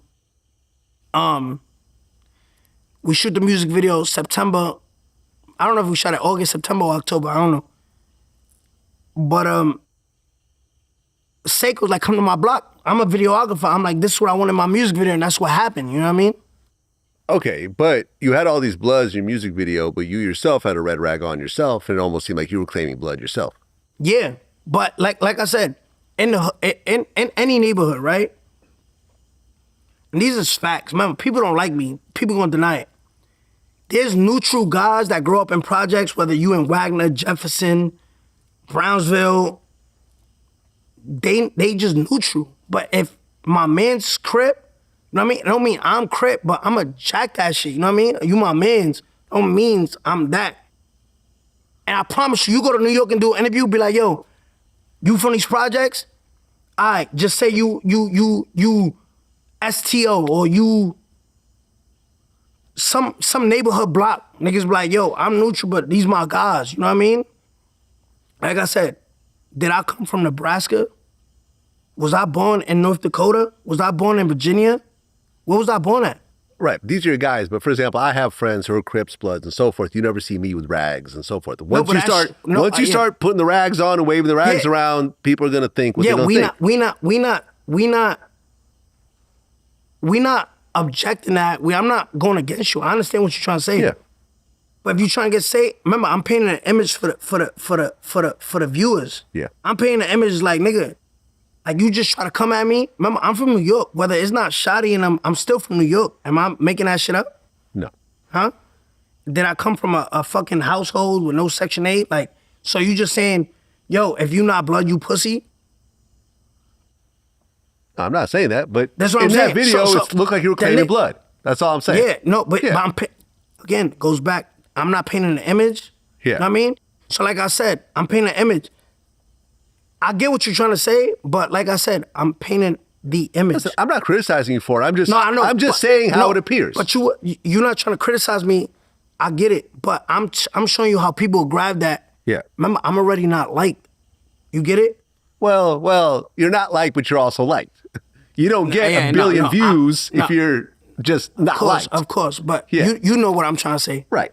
So it's just like, but why grab the red flag? Somebody take it from me then. That's how I feel. Take it from me. You get it? Yeah. Like, that's what I'm trying to say it in a nice way. Like, I wasn't blood at the time. Take it from me then. Take it from me. That's what I'm trying to say. That video, is that where you met Shotty? Yeah. Okay. And how did you and Shotty start to become close after that? Well, I think after he saw the success to the video, don't get me wrong, I chilled with Shotty after that, before he seen the success. But Shotty didn't have a crib. Shotty was sleeping on the rug. Like Shotty was sleeping at 370 Madison, upstairs on the 3rd floor, on the rug at Chanel crib. Okay. But you guys link up, and it seemed like he kind of put kind of the weight of the Nine Trey Bloods sort of behind what you were doing. Was he the person that did it, or was other people, or how would you describe it at that point? I mean, I don't know. Like I said, they seen they see, mind you, I'm my own person. Whatever they decided that shit got, remember, everybody hit, the nigga was sleeping on a rug. Like, I'm trying to paint the picture for you.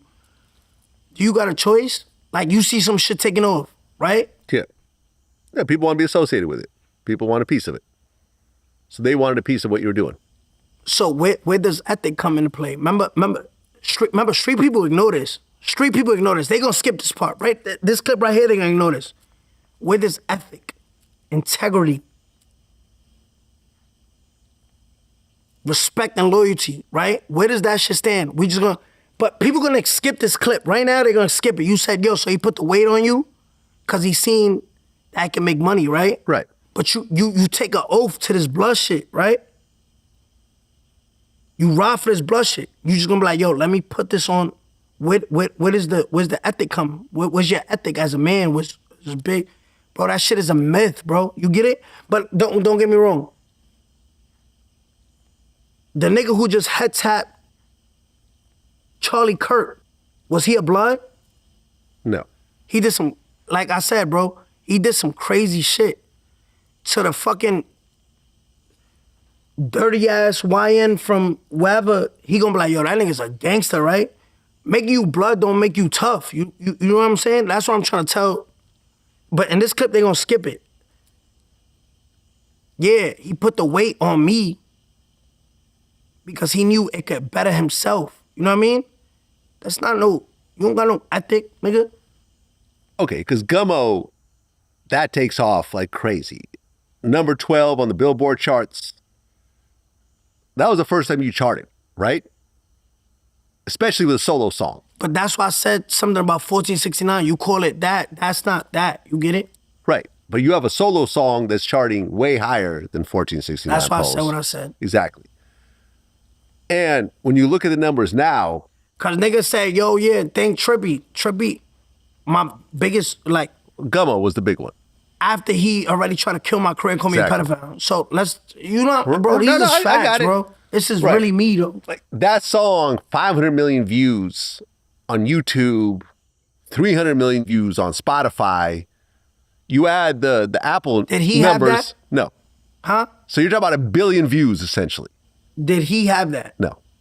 If he was like, yo, but I made, so why you don't make yourself? Yes, That's all niggas gotta say is Like, these is facts, bro. Like, but I'm just, it's not against you. But this is, yo, bro, everything I say, I try to really nail it. Because if I don't nail it, people's like, all right, but let's just move on. No, then listen, Kooda comes. Nah. Nobody could take what you did with Gummo away from you. Because you did that. Yeah. You did that. And then Kooda comes out, and that debuts at number 61. So now you have 2 songs that are on the charts. Did Elliot Grange try to stop Gummo? No, Pierre Bourne. Oh, Pierre Bourne. Yeah, because I took the beat. The producer. Yeah. But then once it took off, he was like, all right, it's cool. He's saying, yo, Pierre Bourne, like, he made a beat. Give me a Pierre Bourne song that's just like, you know, he rap. Yeah. But he's better as a producer. Give me a Pierre Bourne song. Don't, just look at me. Just look at me. Don't look at your laptop. The Playboy Cardi song.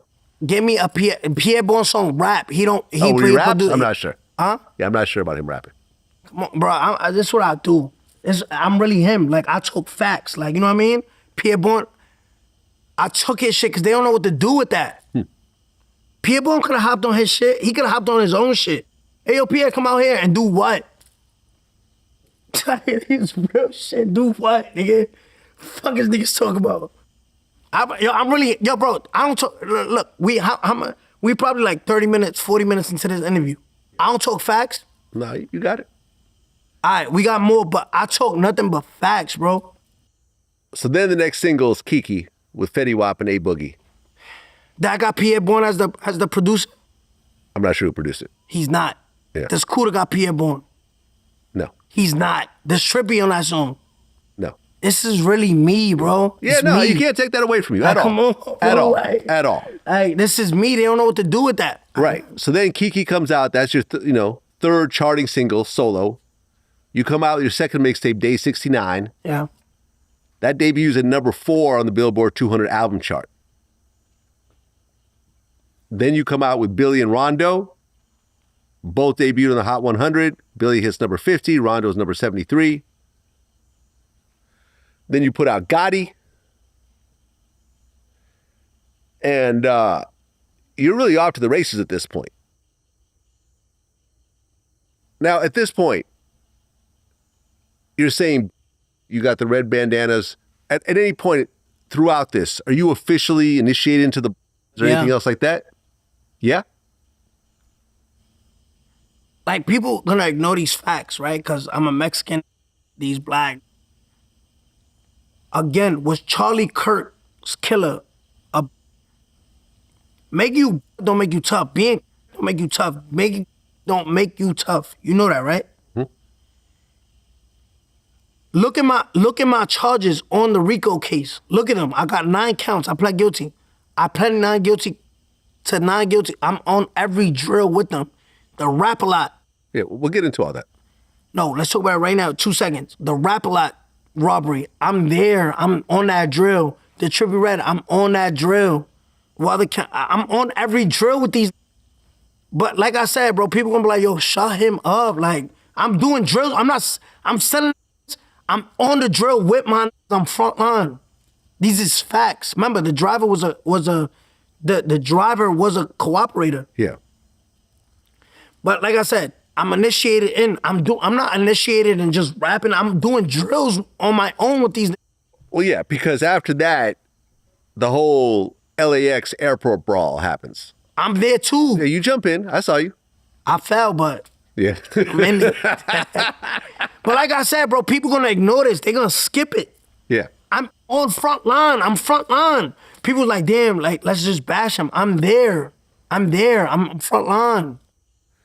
Well, then the whole Rap-A-Lot feud starts. Now, you wanna know how that really started? It was over a show, right? No. No? These dweeb Rap-A-Lot, right? We leaving LAX. They coming in. When the 2 niggas come in, they got 2 bitches fat ass, like fat. So I'm like, damn, her shit fat. Again, like the Pierre Boys situation, he don't know what to do with that. You know what I mean? So we start talking to the bitches like, yo, what's up? Like, where y'all going? Like, they start talking to us. So big dude with the white shirt come like, yo, y'all good? Like, yeah, we good. Like, bro, like if she wanna talk, let her talk.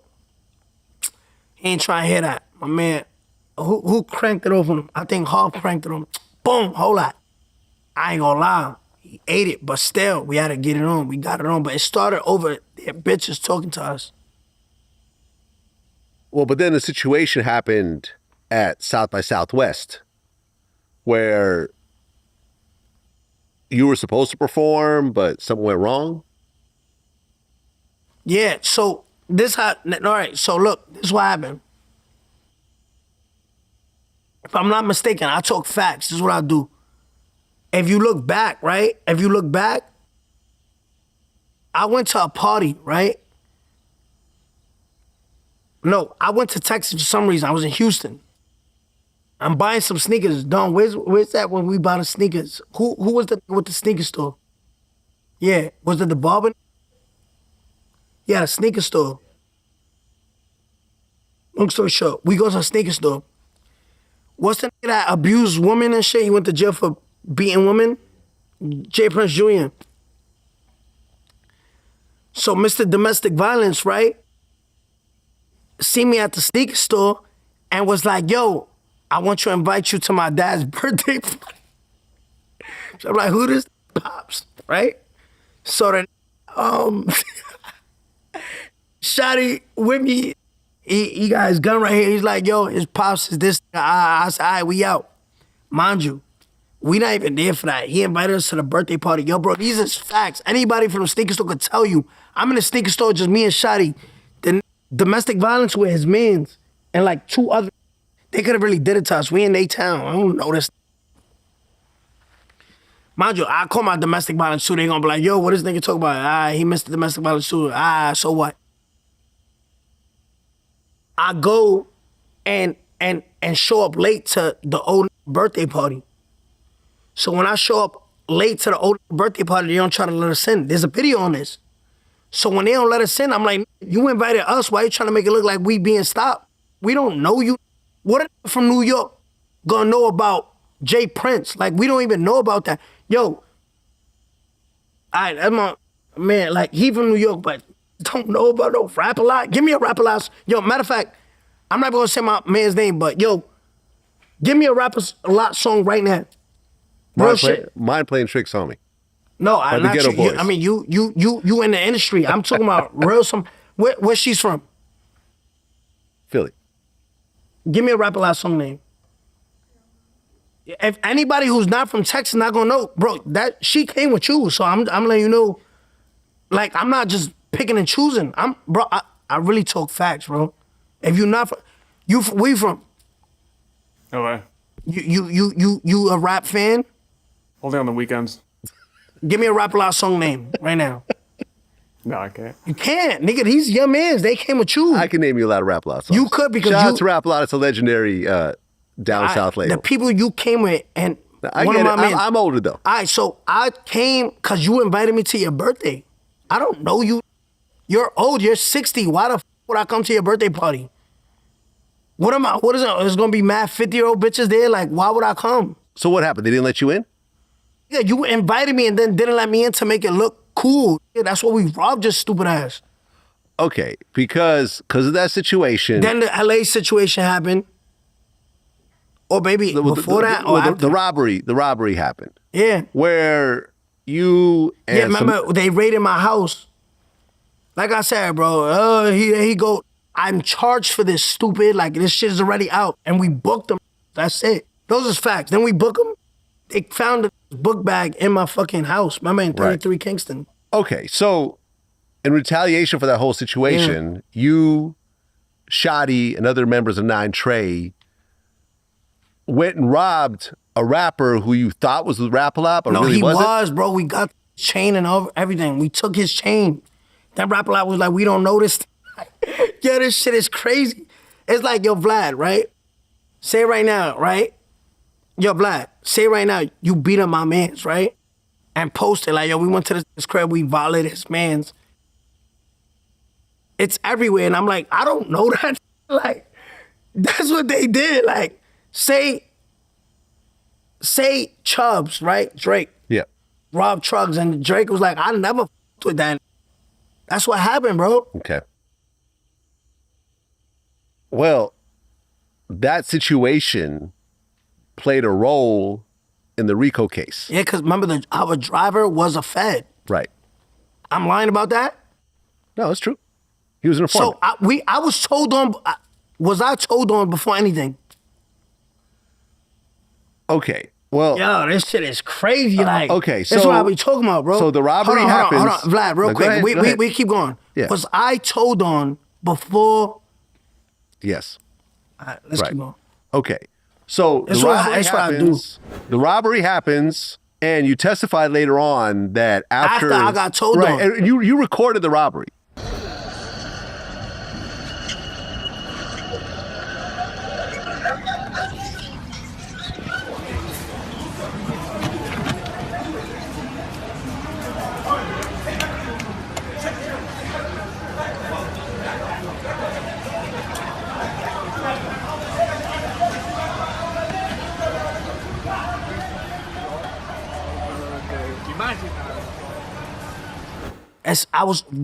I'm on these drills. Didn't I just say that? Why would you record a crime? Why? You and I had a conversation. Because that niggas be like, niggas never touched me. Okay, but you're right recording committing a crime. You're basically self-snitching. I recorded, I never uploaded it. Doesn't matter. You're still recording a crime, and they can access your phone even if you delete the video. Nigga, you know it's self-snitching. Am I right? You're right, but let me give you context to that. Okay. When I recorded my phone, right? When I recorded on my phone, the feds know I'm ill to this shit. I don't want to say his name, Bro, when they came to get my phone, that shit was smashed in Switzerland. Remember, Don, when I smashed it in Greece? Before I got out the pool, I smashed my phone. When I got to the airport, the feds was waiting for me at the airport before I came back from that tour. They said, yo, where's your phone at? I said, I don't even got a phone. They said, why you wrote all these numbers? I had Nicki Minaj's number, everybody's phone number on a piece of paper. They're like, yo, why you got all these numbers? I said, yo, I'm not a fan of cell phones. Bro, I'm ill to this shit, bro. Okay. Remember, I didn't know. But they still got the footage, though. Huh? They still got that Yeah, footage. because I sent it to academics. I've seen it. And academics got subpoenaed. Oh, okay. Bro, you see? But they could have subpoenaed your phone.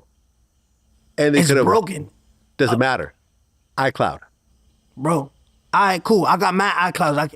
Okay, all right. I'm just saying. This is what I'm saying. I'm just saying. No, bro.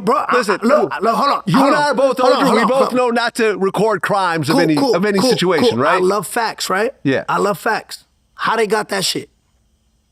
Got what? The video? You want me to call academics right now? No. You sent it to academics. And so that's still self-snitching also. You're sending a crime video but that's my to boy. somebody It's else. like, me send it to my boy. Everybody knows. Yeah. Be honest with this shit. Academics come here, sleeps here. It's my boy. Yeah, it's my friend too. They subpoena academics. Academics didn't say shit till after, you know what I mean? But the feds really subpoenaed that. Well, you get subpoenaed, you have to cooperate. Yeah. It just is what it is. Okay, because you got sued over that situation too, right? Yeah. Yeah. They settle or? I don't even know where that shit is at right now, to be honest. Got it. Damn, I just said mad shit though. Fuck. Okay. How did the beef between you and Casanova start? I think Cass, remember me and Cass cool now. Yeah, I think so. I mean, last time we spoke, we cool. Yeah, free Casanova. Damn, how that shit? Oh, cause he had cooperated. Like I fuck with Cass, but the truth is the truth. Cass got robbed for Cass. No. Let me get it right. Cass. He didn't get it. Remember Nuke? Yeah. Everybody know this. Cass didn't get along with Nuke. Nuke tried to rob Cass. You know, this is public knowledge. Everybody know this. This public. It's public. It's public. Remember the song, niggas try to book me for a watch. Boom, boom, boom. Niggas were like, who tried to rob him for a watch? That shit came out. It's public. Like I said, it's public. So he didn't get along with some of the Nine Trey members, and that's how the beef started.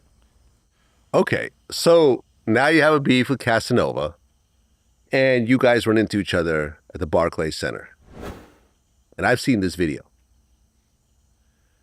And both entourages are coming towards each other. Nah, not both. Yeah, it was both, but he was like 50. We was like with 5. Well, a Fu Banger was with y'all. Yeah. And I've interviewed Fu Banger about this. What'd he say? I mean, he said what happened. He pulled out a gun and he shot it. Yeah.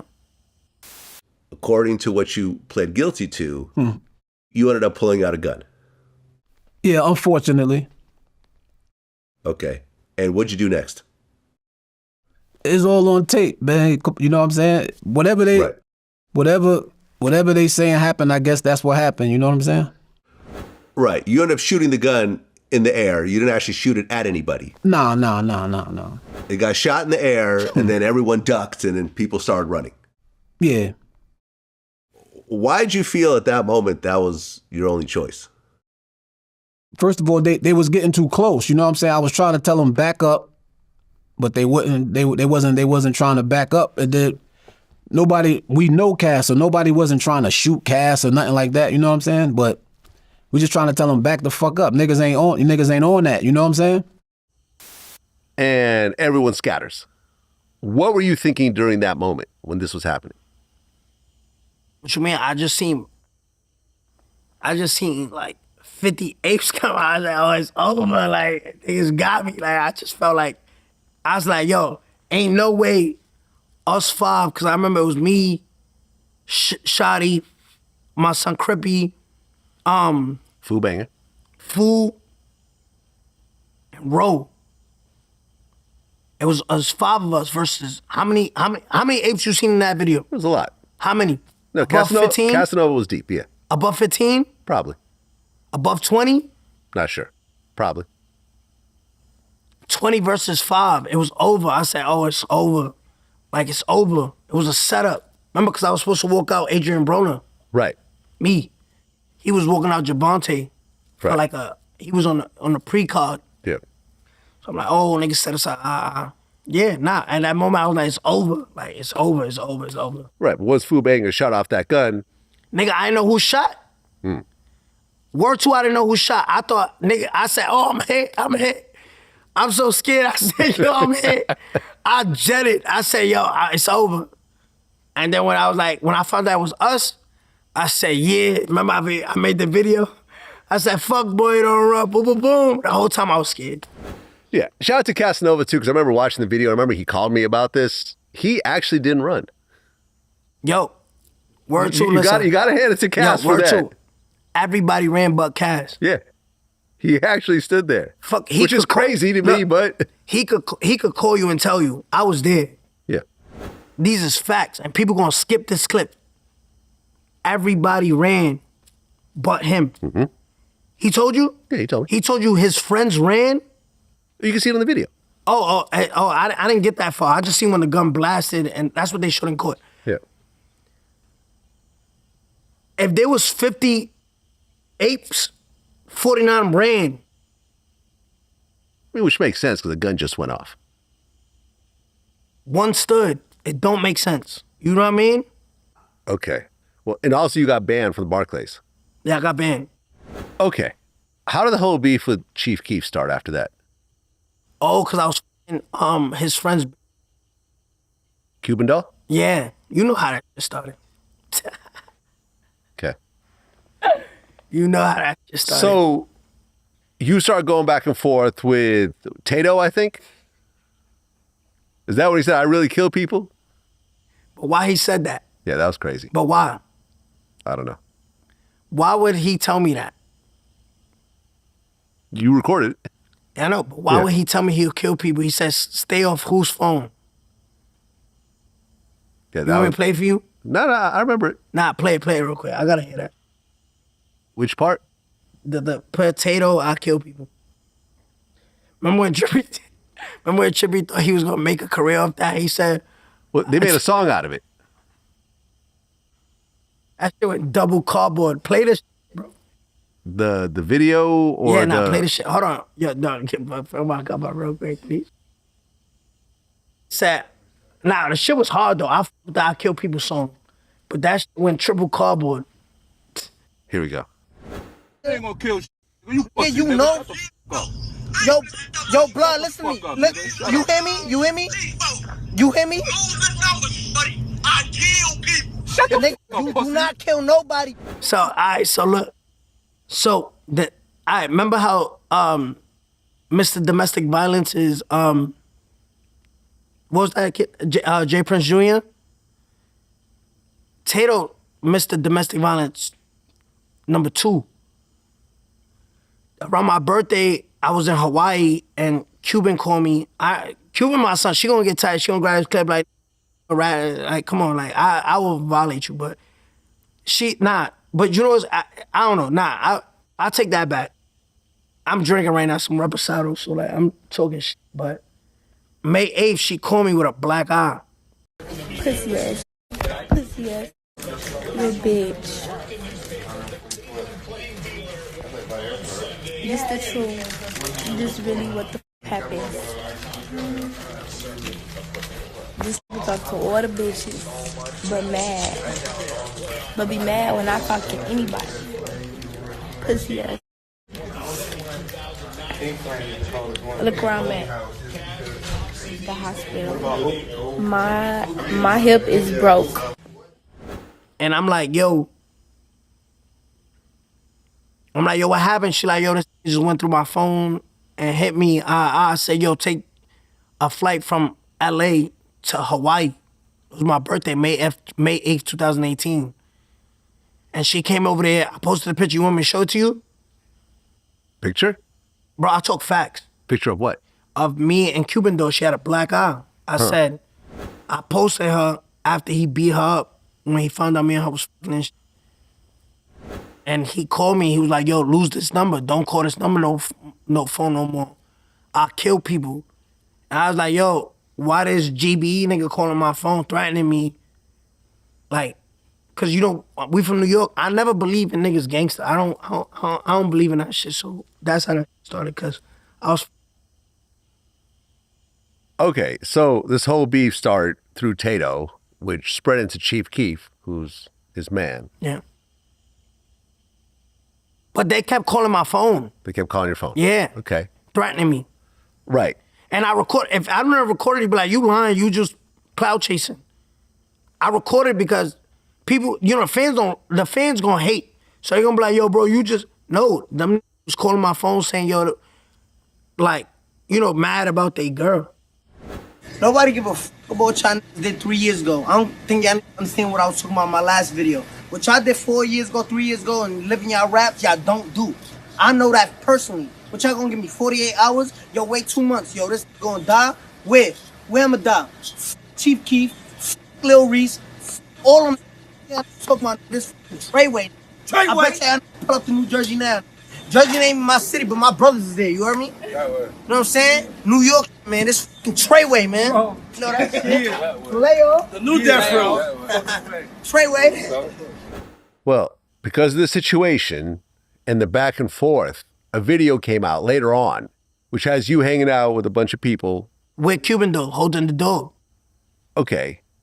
But want me to show it to you? Well, no. But there's a video that comes out where it seems like Fuck Chief Keef, you offered, you know, Kooda B 20,000 to shoot Chief Keef. Yeah. Right? I got 30 pack of them right now, bro. 30 pack. Swear to God, I got 30 pack, bro. What's up, family? What's up, family? Cash. What's going on, family? I remember watching this video going like, yo, this is nuts. But I didn't know who recorded me. So you don't even know whose camera that was? Did you know that someone was recording? No, you don't see me. I'm not looking up the video with the Robin Jeans headband, right? Yeah. I think I was at the Robin Jeans factory, and I put the fit on, and I'm like, yo, I'm having a genuine conversation on FaceTime. Mm-hmm. Okay. But I didn't know niggas recording me. Well, because of you saying that, Chief Keef got shot at outside the W Hotel in New York City. Yeah, that's public. And Kooda B was the shooter.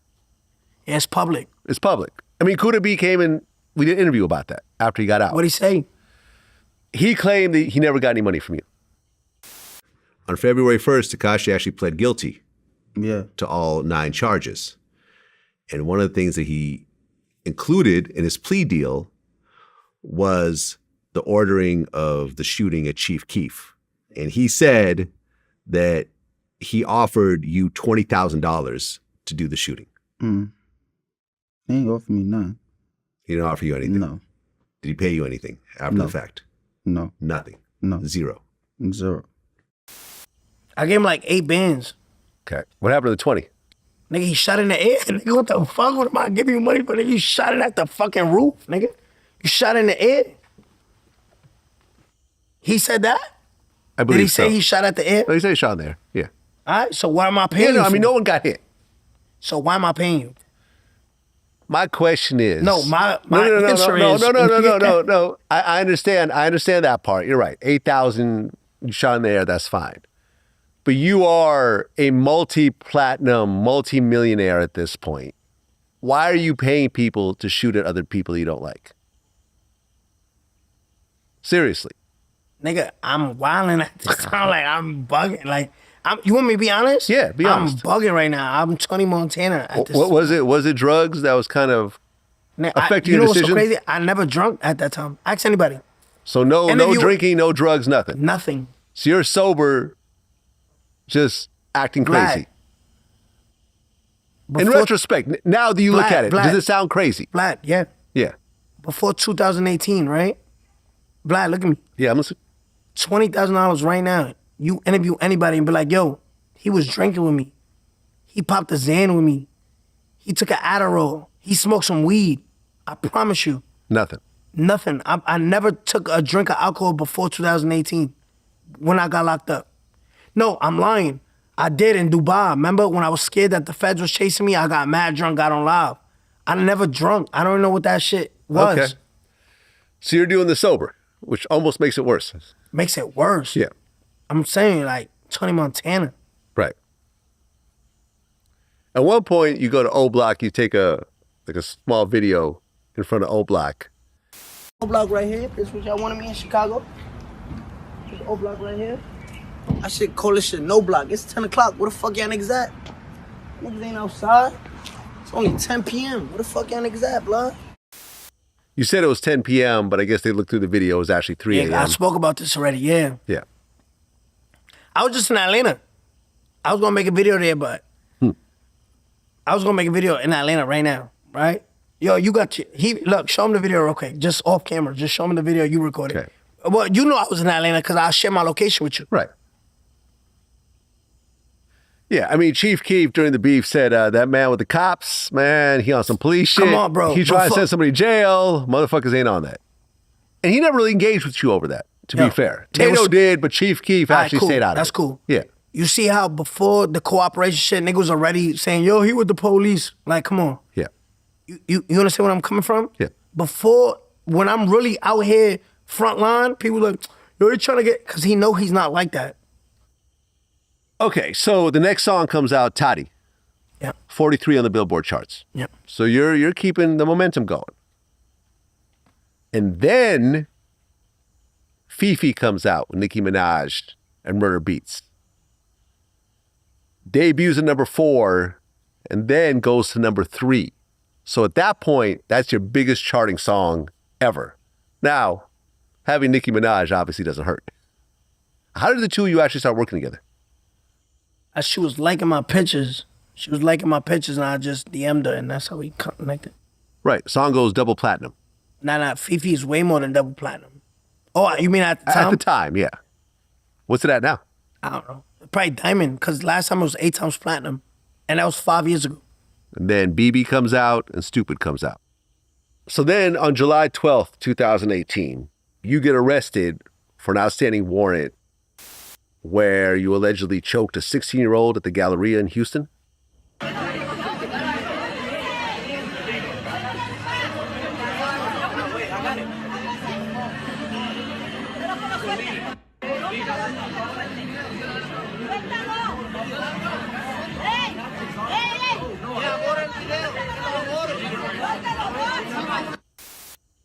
Yo, you see how I tell the truth all the time? Remember previous when I said, yo, I smashed my phone in Greece? Remember? Yeah. Where did I get arrested at?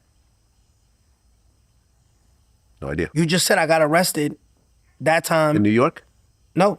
Yeah, in New York. You just said I got arrested what date? July 12th. If you look it up right now, July 12th, 2018, 6ix9ine was arrested at the airport. You see how I'm just facts, bro. Right. I smashed my phone in Greece, knew when the feds was on to me. You get what I'm saying? Yeah. Bro, you see how everything I say previous comes up in later questions? And it's not the last time.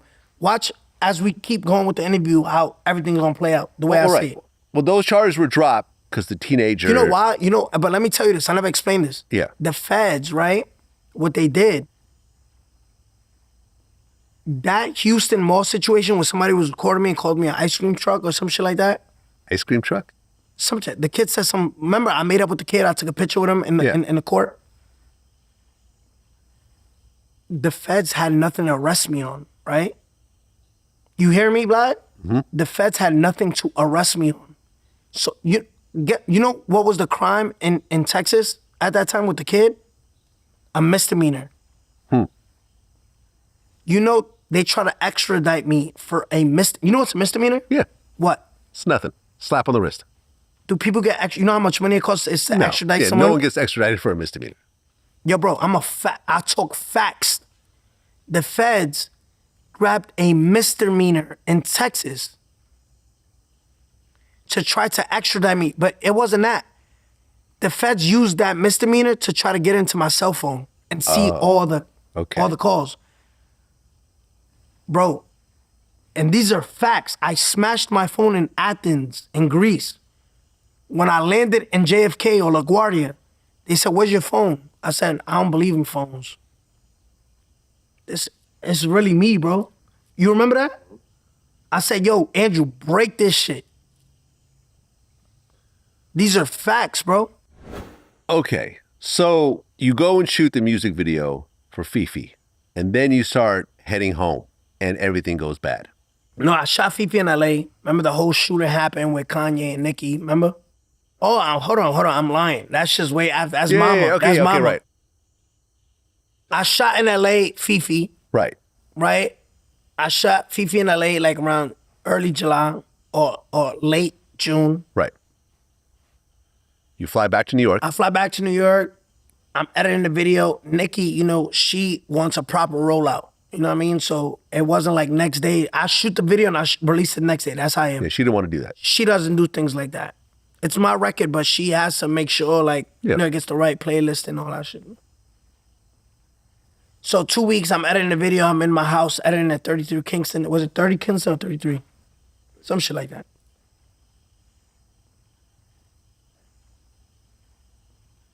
At 4 a.m., I called Trife, Andrew, and I'm like, yo, I'm coming to your house. I just need to put the titles on the thing. You know, there's a couple things that need to be fixed.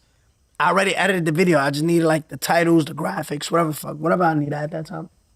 He's like, all right, pull up. I leave Starlets. I go back home. Long story short, I get in the car 4 a.m. I get followed, tap me. It's all on, you know, it's on YouTube. I got all this kidnapped. came out, yeah. That was July 21st or 22nd? 22nd. 22nd. So as you're driving home, you get kidnapped. Yeah. No, as I'm driving to Park Slope. Aha. Yep. How does the kidnapping actually happen? It's on video. I get hit from behind. I get bumped from behind. And you know how insurance, all that. Remember, my driver Is an informant. is an informant. Yeah. Already at the time. Remember, he had what's it called, Starlink? Was that shit called? OnStar. Yeah. People gonna skip this clip. They're gonna skip it. You know what I mean? Yo, bro, Vlad, I don't talk facts. Talk facts. Who was the driver when I got kidnapped? The informant. The informant. Yeah. So I'm like, how they know about that? I never even knew there was a video. Right, he had a camera in the It was car, called right? OnStar.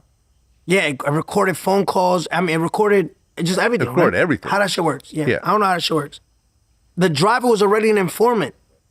So when I get kidnapped, I don't even know that. Remember, they telling him they're gonna deport him, ICE, they're gonna take his kids. You know how that shit goes.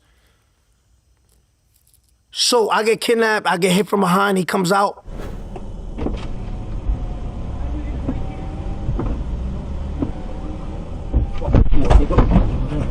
Run it, nigga. Give me everything, nigga. Get out.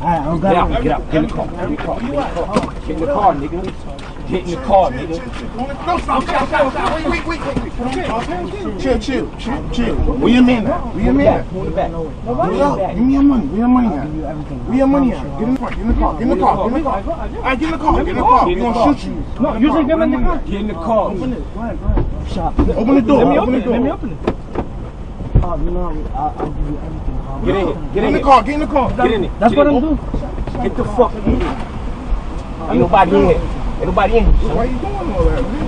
I want to talk to you. About what? About what? About what? Why you ain't holler at me? What you mean, shawty friend? Give me the book. Everything, bro. I try to call you, bro. I put down everything. So why ain't got your number? Because I asked for your number. They told me to change your number. I put down everything I love, bro. I put down my daughter's life, bro. Bugging though, son. Oh, you know I gave you Bugging, 25K. son. I always been right by you. Yeah, but why you do me like that, bro? I've always been put money in your pocket, bro. I'm scared, bro. I don't know. Things feel like, yo, extortion this. Where the fuck is everything, man? I'm on the car with you. Get in the car with us, man. Bye, nigga. Bye. Give me the phone. Give me the phone. Get out of here. You gonna talk to him. You gonna talk to him. You gonna talk. Get in the car. Right. Get in the car. Get in the car. Get in the car. You know, yeah, there's on video, whatever the fuck case. I spoke about it already. Mm-hmm. The feds find out, so they start I don't know how that shit happened. They just built the case and added that to the case. But mind you, who told them I got kidnapped in the first place? The informant, the driver. They gonna skip this clip. They gonna be like, yo, fuck. Yo, go to the clip where he say, You know what I mean? It's our fans. People don't like facts, bro. Okay, so you get bumped from behind. You get out of the car. I get out the car. No, before I get out the car, like, you see it on video. Like, niggas, when I look to the right, I was like, oh shit, it's over. It's over, like, you know what I mean? So, before I even get out the car, I'm like, Jorge got out the car, because you know how insurance work. Yo, I call my insurance, you call your insurance, whole shit. But like I said, bro, I already knew it was over. I said, it's over. Like, you know what I mean? So you thought you were going to get killed? Yeah, I thought it was over, because I seen who it was. And mind you, damn, that's a whole nother conversation, but Well, who it was Harv. Yeah, as Nine Trey. Who got convicted later on for this? It was already split. Like, our gang already split. You know what I mean? Well, it was like 3 different units. Why was it split at that point? It was split because niggas was like, people gonna, like I said, they're gonna skip this, they're gonna ignore it. It's facts. These niggas didn't know how to share. You know what I mean? If we all lit and we all making money, remember, when I met Shotty, where was he sleeping at? Where was he sleeping at? You said on the carpet. On the carpet. Yeah. Was Shotty established? No. No? How many people you interviewed part of my case? Quite a bit. Quite a bit. Did they tell you Shotty was a millionaire? Did they tell you Shotty had a penthouse? So I leveled these niggas up. Right. But they didn't want to share. They didn't want.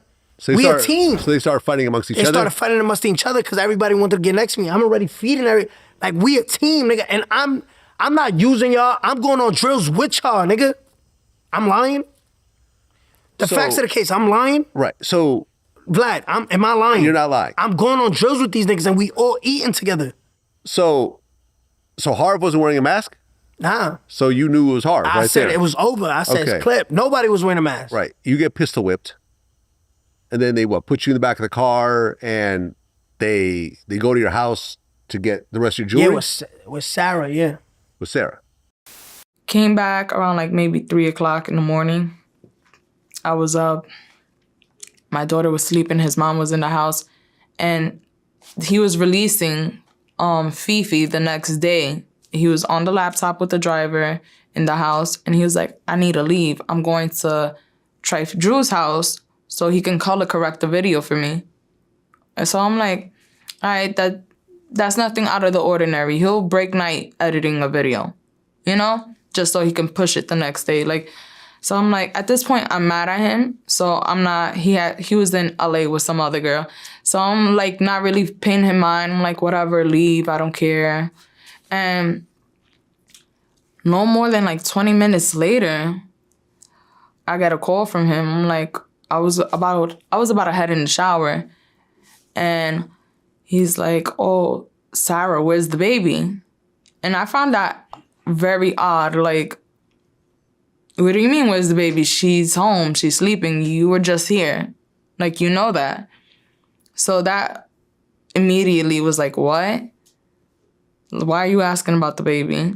He was like, don't say nothing, just do everything I tell you to do. So I'm like, what's going on?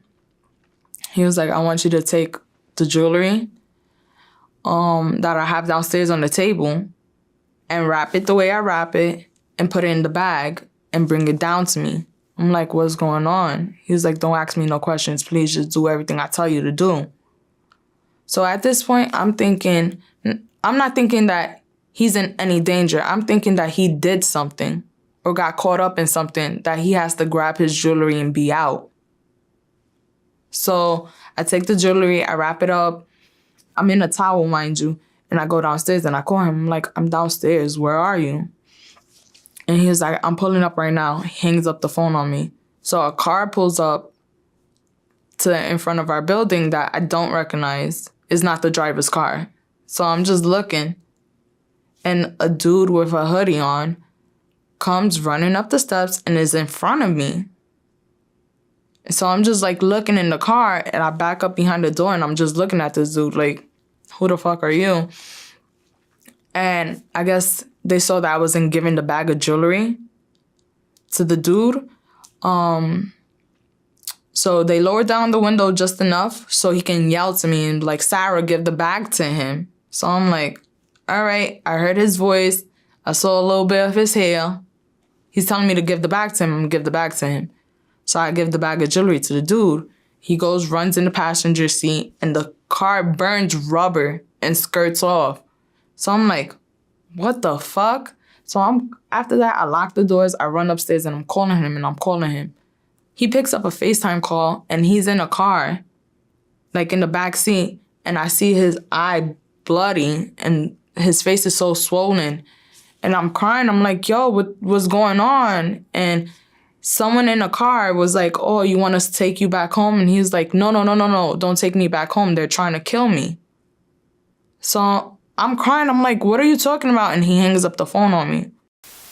Well, right. Well, you go to the house. But mind you, at trial, nobody knows this. At trial came out that Sarah texted Chanel my address. Nobody knew where I lived at. Oh. Oh, yeah, that's what I want to say. But on purpose? It came out in the trial when they went through his phone. You know how the feds going through people's phone? My baby mom was the one who texted the ops my address. Oh. Oh. Okay, so you get pistol whipped. That's what I'm saying. Like, they it's take just, like, it's not, but I'm the bad guy. Right. Okay, so you get pistol whipped, kidnapped. They take you to the house to get the rest of your jewelry. And you basically tell her to bring down all your jewelry. It was like $750,000 with the jewels. Last year, a lot of shit. Plus, it was like $35,000 cash. And then you actually managed to escape. How did you manage to escape that situation? I got out the back seat. And just ran. Yeah, I just opened that shit, ran. Okay. So you just get kidnapped by people who you thought were down with you. And robbed. And almost killed. Those are my friends, you get it? Yeah. Like people that or so you think.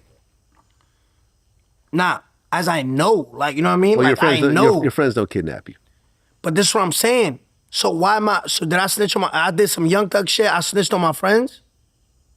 You telling me as a, wait, hold on, nah, hold on. You just said they're not my friends. So why am I so bashed for cooperating with people that you, I'm jacking, I thought they was my friends. Yeah. But that's what I'm saying. You thought they were your friends. Looking in, you're telling me right now that he's not my friend. Of course not. So why people so mad at me for doing what I did? Right, because I remember hearing the recording, like after you ran off and after the kidnapping happened, your driver calls the police and reports what happens. Right? Hello. Buen día. Necesito que llame a la policía. Acaban de secuestrar a mi hermano. Por favor. Quédate la línea con nosotros. Gracias. ¿Se comunica únicamente en español? Sí. All right. He's on the line with us. They just kidnapped 6ix9ine. Tekashi 6ix9ine? He just kidnapped me from my car. I don't understand. What? Tekashi 6ix9ine. You know Tekashi 6ix9ine, the rapper? The singer? Yeah, they just kidnapped it. We get pulled over, right, by two guys with guns, and they just take it off from the car. You take him? Yes. Where this happen? Yes, right here, around the corner. I tried to keep going, but they when I got too close to him to take the play, the guy come on and tried to shoot me, so I backed it up and I came this way. So now this escalates the whole situation. He was already the police, but he had to document it. Right, I'm saying, no, he called it in though. Yeah. And I remember I heard the recording. Did I call it in? No, he called it in. All right. So why am I so bashed though? Like, right. But I remember you posted a picture of you pistol whipped afterwards. You were in the hospital and so forth, but you didn't say what happened at that point. So wait, can you say that again? Because people gonna skip this shit. At that time, did I say anything? No, you didn't say anything. You just said you got pistol whipped. Well, you showed pictures of yourself. No, I just sent it because it was gonna find out. Yeah. Remember, you know my laptop was. Remember, I had the laptop. Remember, I told you I was leaving my crib to edit the video. The laptop is gone. Everything is gone. And remember, I already sent it out for draft. Remember, I needed the titles. The video's done. It just needed the titles. So Fifi is actually like a draft part of the video. People don't like facts, so it's just crazy. All right, so you have this near-death experience. Does that make you say, I got to get these dudes out of my circle at this point, or are you still rocking with some of them? Because it's different teams, it's different units. Okay, because Shotty's still around, but these other dudes... Yeah, we rocking a different unit. This is just, everybody is money hungry. Everybody it's greedy. Remember how people say loyalty, I break bread with my bro. You know how all these rappers lie and say, yo, me and bro went 50-50. Yo, me and bro, if I eat, he eat. That's not, it's a lie. The streets is a lie. If one is getting money, they don't want the other one to eat. They don't want this nigga. It's a power trip. It's a myth. Okay. Well, that happens in July. Then in August, you're filming a music video of 50 Cent and another shooting happens. What was that about? I have some other shit. No idea. There's some other shit.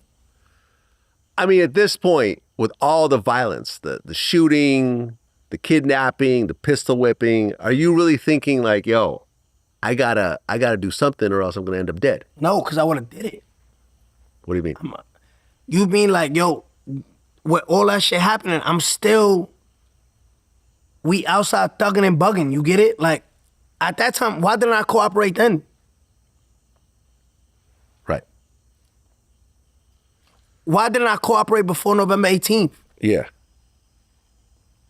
No, but I think that's what people, I already got kidnapped. Yeah. They already tried to kidnap my mother walking the dog. Oh, I didn't know about this. Yeah, look it up. So what happened there? None. We still outside thugging and bugging. Niggas Okay, getting wait. So your mother was walking your dog, and what happens? And niggas try to hop out of the car. And do what? Just grab her? Yeah, it came out in the case. It's public. Okay, so what happened when they tried to grab her? This is an older woman. No, my mom screamed. Like, she screamed. It was in the public. It was right under Broadway. How did the conversation with you and your mother go after that? Because that's one thing to go through what you're going through. That's what I'm saying. Bro, this is what I'm saying. Everything's going on, and I'm still outside wilding like me. You know what I mean? Okay. But people gonna still be like, I still don't understand. You get what I'm saying, Vlad? I get it. Like, we move on to the next conversation. People like, nah, but I still don't want to like him, so I don't want to accept the facts. Right. So I remember it was right around this time me and you actually met for the first time. We were at a strip club in L.A. I told you, I don't remember that. Yeah, you don't remember that, but it happened. I wouldn't just make this up. So what, you helped me get in the club? No, not at all. We were both in the club at the same time, and I had my security with me, and you were there with your entourage. And I think it was Shotty. Like, me and Shotty started talking, and I'm like, oh, Vlad. He's like, oh, what's up? He's like, oh, you want to meet 6ix9ine? I'm like, yeah, sure. He's like, oh, but you can't take your security with you. So I'm like, all right, that's fine. I'm not tripping. So I go in. Oh, wow. I don't know. They just only wanted me to come through. So I said, that's fine. Just, go back. So me and you like shook hands, and you were like, I was like, oh, Vlad's like, oh yeah, you see him out here in LA, blood? I remember you said that. Yeah, that probably was me. And I'm like, yeah, I see it. And then I think maybe 15 minutes later, some sort of altercation happened, and then all y'all had to leave. Us. Yeah. I wouldn't make this up. This is like a minor detail. Nah, man. So then on October 27th, 2018, another shooting happened. This was in Manhattan. So there I got sentenced. At Philippe. Say it again. Wait, hold on. Don't say nothing. If I'm not mistaken, October 28th, 27th, 28th, 29th. No, hold on. I got sentenced in October 2018. I got sentenced October 29th. Not sure. I don't got that part. What was it? Well, October 27th is when the situation happened at Philippe. So I got sentenced October 27th, 2018. Because right leaving court. It was the same day? It was the same day. Oh, okay. So you get sentenced for what? I got sentenced for remember how you say, oh, a girl was raped, right? Remember I told you I went home that day, right? Oh, this was over the whole 2018, 3 years later. Okay. So you get sentenced. Okay, you get sentenced that day. Be honest. Everything I say is not facts. No, it's factual. Okay, you get sentenced that day. So then you guys go to meet Elliot Grange at Philippe's. Yeah. And something happens outside between Shotty and Elliot's security. Yeah, because Shotty tried to go on a deal, but everybody was scared of Shotty. Like, the executives were scared of Shotty. They wasn't trying to meet with Shotty. Right, because you guys are celebrating you basically... Yeah, being free. Being free from that case. So Elliot, that's me. Let's talk about the next plan. Let's talk about the next deal. Right. And they didn't want Shotty in there. And Shotty was like, nah, I'm going in. I got to talk to Elliot. So the nigga threw a chair. Remember the police made a press conference. You remember that. Remember they did a press conference right in front of Times Square because it was shooting basically on 30, in that Times Square area. You remember? Good afternoon, everyone. I'm Deputy Inspector Kathleen Walsh. I'm the commanding officer of the 19th Precinct. Earlier this evening at approximately 6 p.m., a male entered the restaurant here at 33 East 60th Street to have dinner. He had hired private security. Some males tried to enter the restaurant and were denied by the private security. These males came back a short time later and struck one of the private security guards over the head with a chair. This security guard produced a licensed handgun and fired 2 times, striking one of the individuals in the torso. This individual was removed to an area hospital where he's being treated. Currently, the 19th Precinct Detective Squad is here investigating, walking the crime scene, looking for video, and talking to witnesses. This investigation is in its early stages, and when we get more information, we will fill you in later. Thank you all. Was Shotty the shooter in that particular situation? No, it was Elliot. It was this cop. He was a police. The police shot. That's why they made the press conference. Oh, so they shot at you guys? Yeah, the police shot at us. And nobody got hit, though? Yeah, Trippie got hit. Oh, Trippie Remember, got hit. he's on a shit bag. Oh, right. Yeah. I felt sad for Trippie. He got shot like 3 times because of Danny. You know, he has a shit bag, you know? I think it was the situation at Philippe's, the shooting. Oh. Yeah. Oh, at Philippe Chow's. Oh, so he got shot. Okay, so over that altercation, Trippie got shot 3 times, and now he has a shit bag. Yeah. Damn. Okay. Police shot at us. So things are getting even more crazier. That's October. Now your man got hit. My man got hit by police. By police. Right, because this is October 27th. On November 9th, which is, what, 2 weeks later? The mama. You're filming a music video with Kanye West, in Beverly Hills, and shots get fired outside the house. Yeah. Do you know what that was about? We was beefing with mad niggas. We didn't know where it came from. But we was outside. We was in a city wilding them niggas up. Right. Nobody got injured. No arrests were made. No. But remember, no arrests made, no nothing. Like, this is what I'm saying. Before all of that, I'm already kidnapped. My mom's already got kidnapped. November 9th, that's when I'm finding Shotty, I'm speculating, because remember, I was in Dubai September. I beat up Sarah, remember? Everybody know that's public. I beat up Sarah. I did an interview with her about that. I beat up Sarah in September. Well, why did you beat up Sarah? Because I went through her phone, and everybody's saying she fucking Shotty. So she's denying it. She's like, yo, word to my daughter. Our daughter could die right now. It's all in your head. Yo, you going crazy. The money's getting to you. Blah, blah, blah. I would never do that. You brought Shotty to the house. You know what I mean? Like, she's just lying. She's like putting it on the baby. You know, one of the things that he's really held on to was that you and Shotty were in some type of relationship. And I think he even said that after the fact, after he got out. Mm-hmm. What is your take on that? He's gonna drive himself crazy. Like, if that's what he still believes in his head, I mean, God bless his soul. Like, at this, he's literally gonna hold on to that to the day he dies in his head. I don't know what other piece to give him. He just wants to stick with what he has. So, do you think that he really believes it, or do you think, oh, I'm going to use this as an excuse both for telling on everyone? Both. You know, Both. when a person lies so much and they start to believe what they're saying, and it makes all the sense in the world to them and how they put it together and how they're telling it to people and stuff like that, yeah. So she was having sex with Shotty? Yeah, the whole time. The whole time. But you were having sex with a bunch of other women too. It don't matter. All right, so you gotta wait. You gotta wait. Hold on. You gotta no. I'm gonna show it to you, and then you're gonna be like, all right, next question, right? I'm gonna put it for you easy as day. Go ahead. You have a wife? We'll see. A girlfriend? I got something. You got something. Yeah. Who's your best friend? My best friend. Like, are you talking your dog? Oh, my friend Mike. Mike. Yeah. You're something, right? You say you got something? Yeah. If you're something right now, you see that kid that's just sleeping there? Yeah. The blue shorts? Right. Probably 19 years old. If you're something, your girl, right? fucks him, like how it hurt, right? It would hurt. How about if she fucks Mike? Would it hurt? It would hurt more. It will hurt more, right? Yeah. You're proving my point. You could fuck anybody. I'm fucking bitches. Did you ever confront Shotty over it? We gonna get to that. I did and I did it. But you see how I just pointed something and what I said. You was gonna say next question, right? You said, but you was fucking bitches. None of them knew Sarah. Right. I'm fucking bitches in Atlanta, Miami, LA. Sarah lives in New York. Am I fucking Sarah's best friend? Am I fucking Sarah's sister?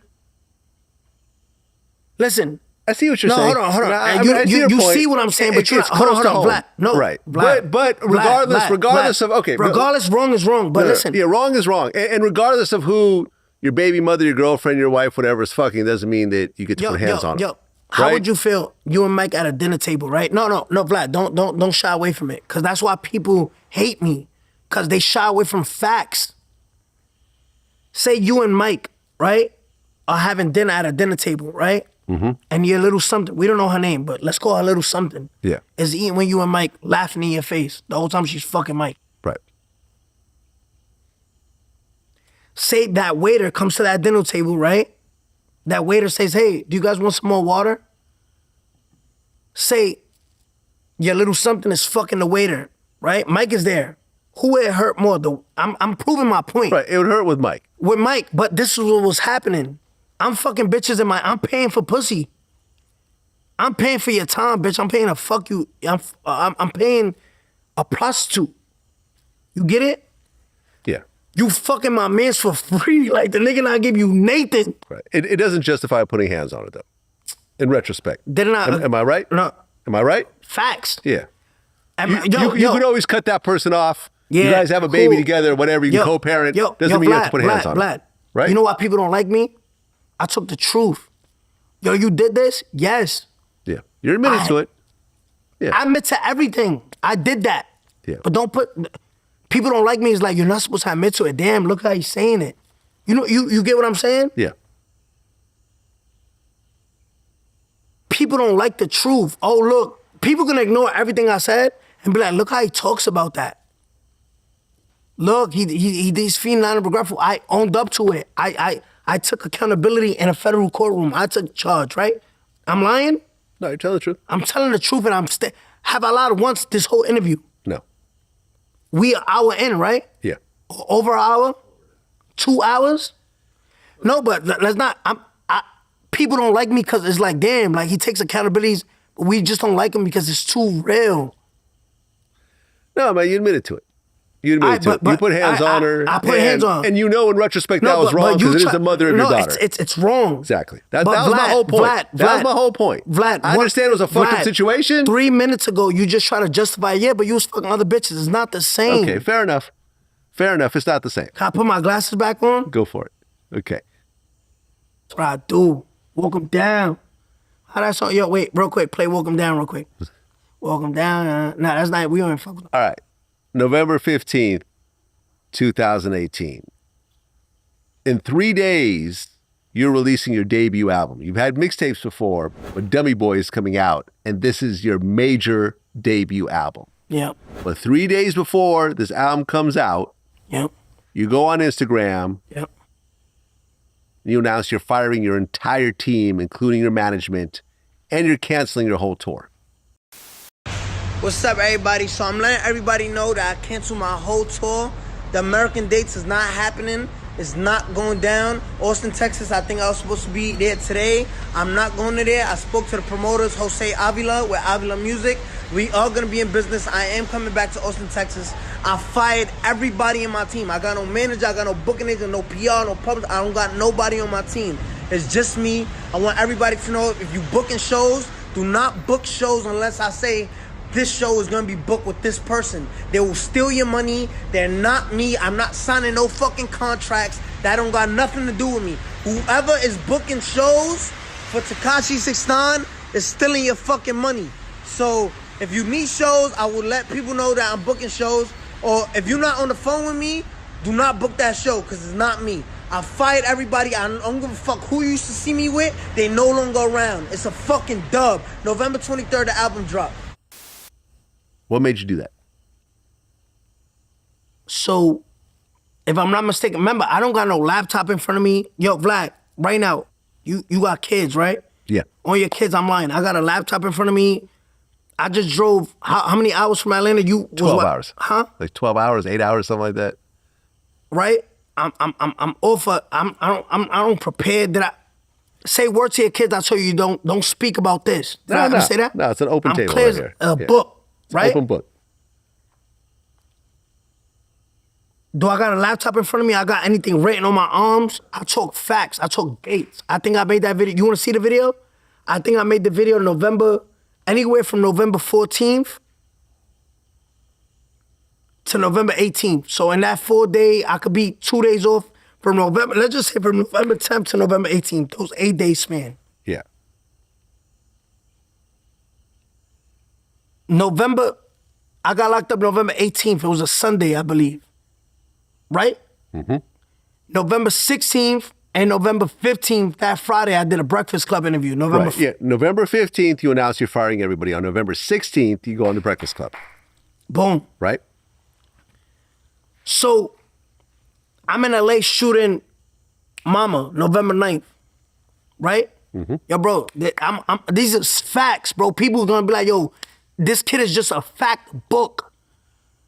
When I'm shooting Mama, I fly out also you Jade and her sister Batty G. Remember the black girl I was with? I got my face tatted? Yeah. When I fly her out, we on TMZ walking LA streets, remember? I'm with Floyd Mayweather's security team, remember? These is facts, bro, facts. I talk nothing but facts. Long story short, I fly Jade out. Jade, who's, spent the whole time in prison with me, 2 years or whatever. Yeah. At that time, she was in the music video, cool. The music video gets shot up, I send her back home. When I send her back home, Shotty, the same day she flew out, Shotty flew back in, right?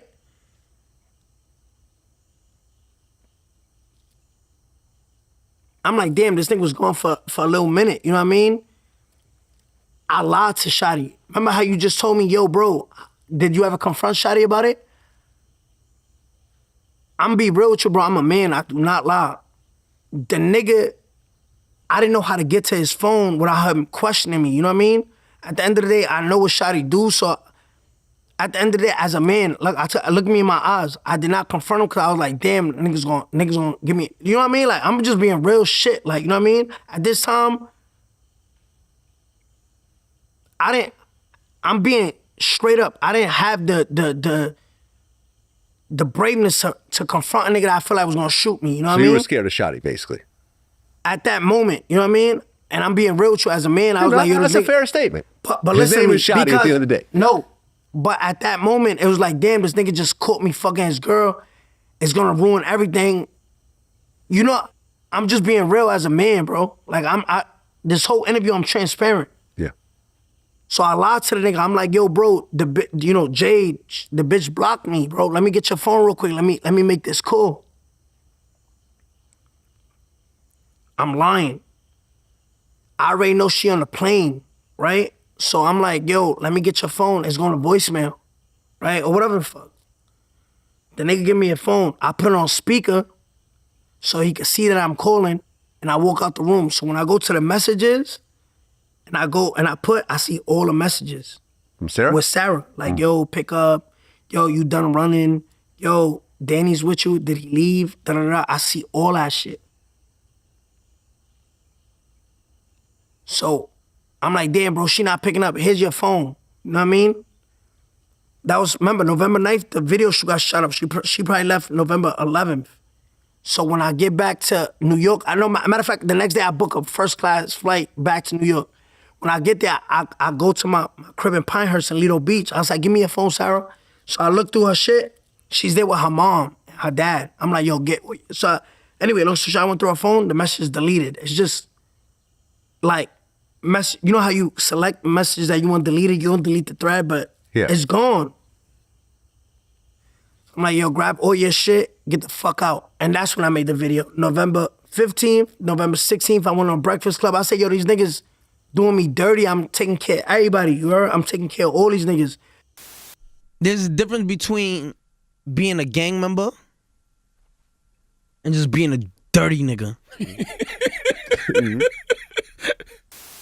November 15th, that Friday, Chad from Police Task Force called me.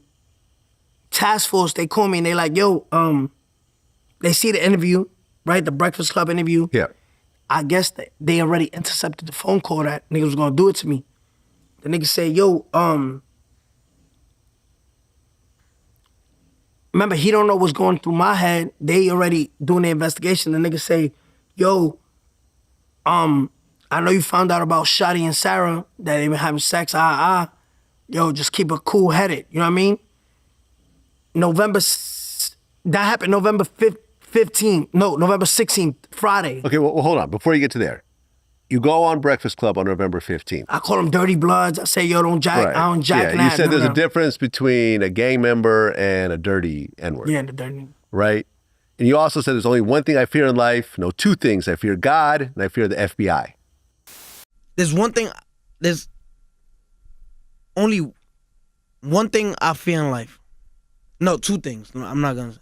I fear God and I fear the FBI. Only two things I'm scared of in life.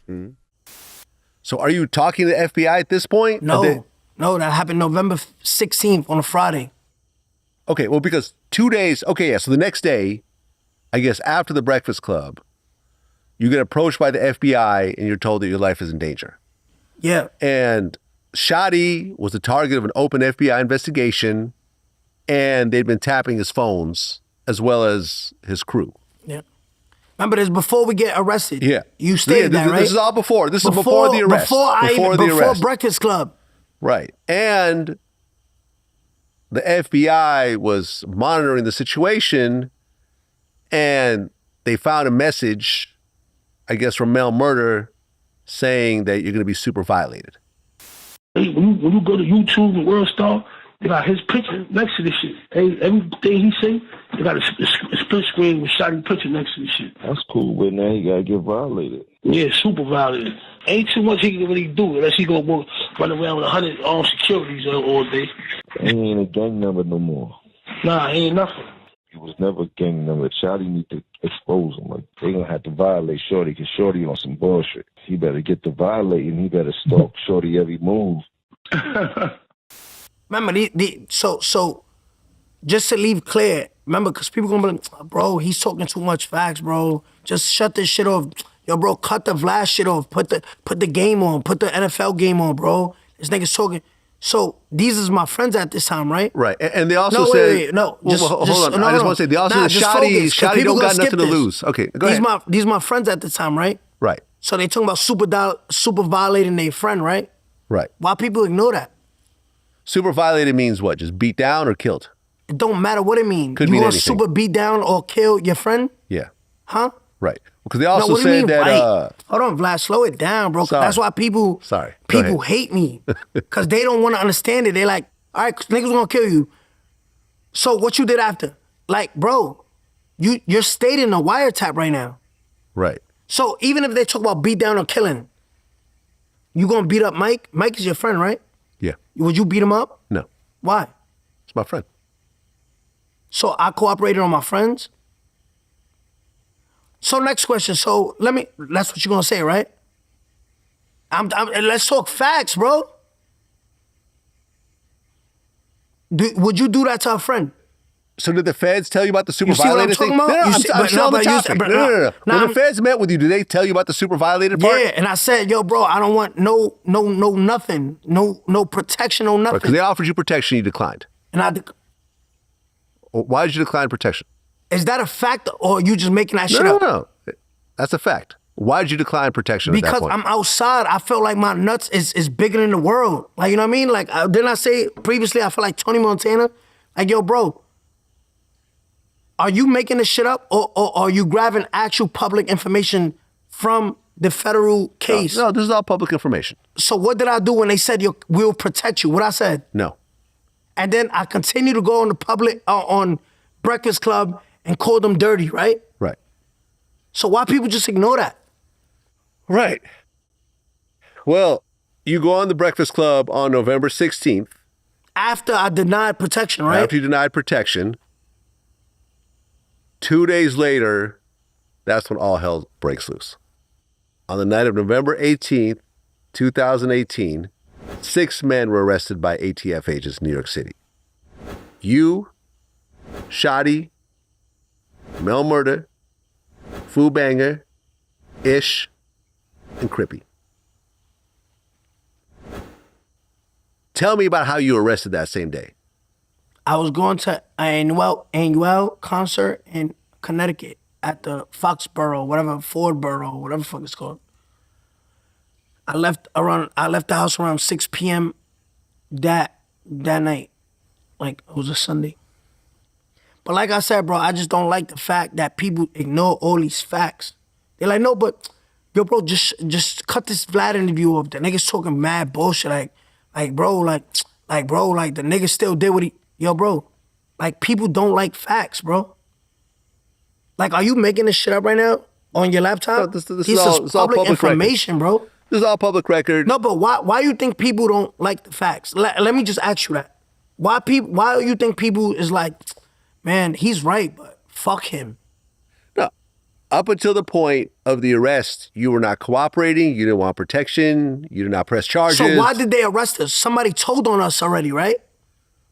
Well, I'll tell you. No. Why did they arrest us? It was a 5-year joint investigation by Department of Homeland Security, NYPD, and ATF. So I met them that year, right? Yes. I met them that year? Yeah. So that means they was being investigated, right? Well, they're being investigated before you even met them.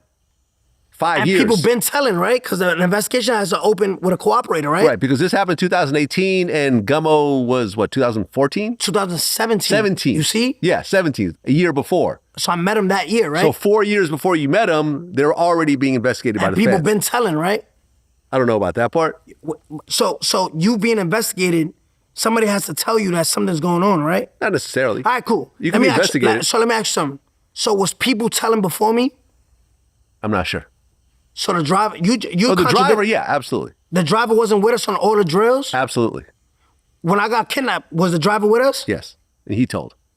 Now, I'm just talking about... AP Chris, the guy selling the drugs with them, telling them, yo... No, I thought you were talking about the 6 people that got arrested. I don't know if they were cooperating at that point. Bro, there was more people that got arrested after. Was people telling before 6ix9ine? Yes. When they offered me to cooperate them and give me protection to cooperate them, did I take it? No. So why am I so bashed if you telling me these people not my friends? Oh, this shit is crazy. No, I got it. I got it. You proved your point. How did you get arrested that day? You're coming back. I said you're coming back from the concert. I was going to a concert. Going to a concert. Yeah. And then they pulled up on you and arrested you. Yeah. How scared were you in that very moment? I wasn't scared. I was like, all right. You weren't scared? I was not scared. Being arrested by the feds, you weren't scared? I was not scared. Okay, why were you not scared? Because I knew it was coming. You knew it was coming? I broke my phone, didn't I tell you? Right. Like everything I say... The feds had been circling around. Everything I say, this interview been going on for an hour and 30 minutes. Everything I say an hour and 30 minutes ago, 2 hours ago, I think the interview has been going on for 2 hours. Everything I said an hour and 30 minutes ago, hour and 15 minutes ago, bro, the truth always, what they say, a lie always changes because you got to remember the lie, right? Yeah. Listen to me. The truth always going to stay the same. Didn't I tell you in July I broke my phone? Yeah. I knew the feds was coming to me. In September, when I was in Dubai, didn't the feds raid my house and found the rap-a-lot belongings? Yeah. I was not worried. Right. So you basically knew it was coming. So you knew it was coming. So you were relieved when it finally happened in a way, or? I was just chilling. I was like, yo, bro, listen, like it is what it is. Like I already knew y'all was coming. Right. Well, the 6 of you were indicted on charges, but including... I didn't know about the wiretaps till they played it in the court. Right. Well, you guys were indicted on charges related to racketeering, weapon possession, and conspiracy to commit murder. Mm-hmm. Conspiracy to commit murder came after it went, like, we got arraigned, and then I don't know if it had to go through I don't know what process. The attempted murder shit, I mean, Remember, you have to have all those. The conspiracy to commit murder. Conspiracy to make murder. To commit murder. It didn't come till after. We was only arraigned on racketeering and weapon possession. Yeah, that's and B1A, which is the drug since 2000, since they've been investigated. Yeah. So remember, I didn't know about. I just know I got kidnapped. I know that this thing was fucking this bitch. You know what I mean? So I didn't know till after I got arraigned. You know what I mean? And it went to like January. Remember, we got arrested November 18th, got arraigned, and then the next court date was January 17th of 2020. I mean 2019. Yeah.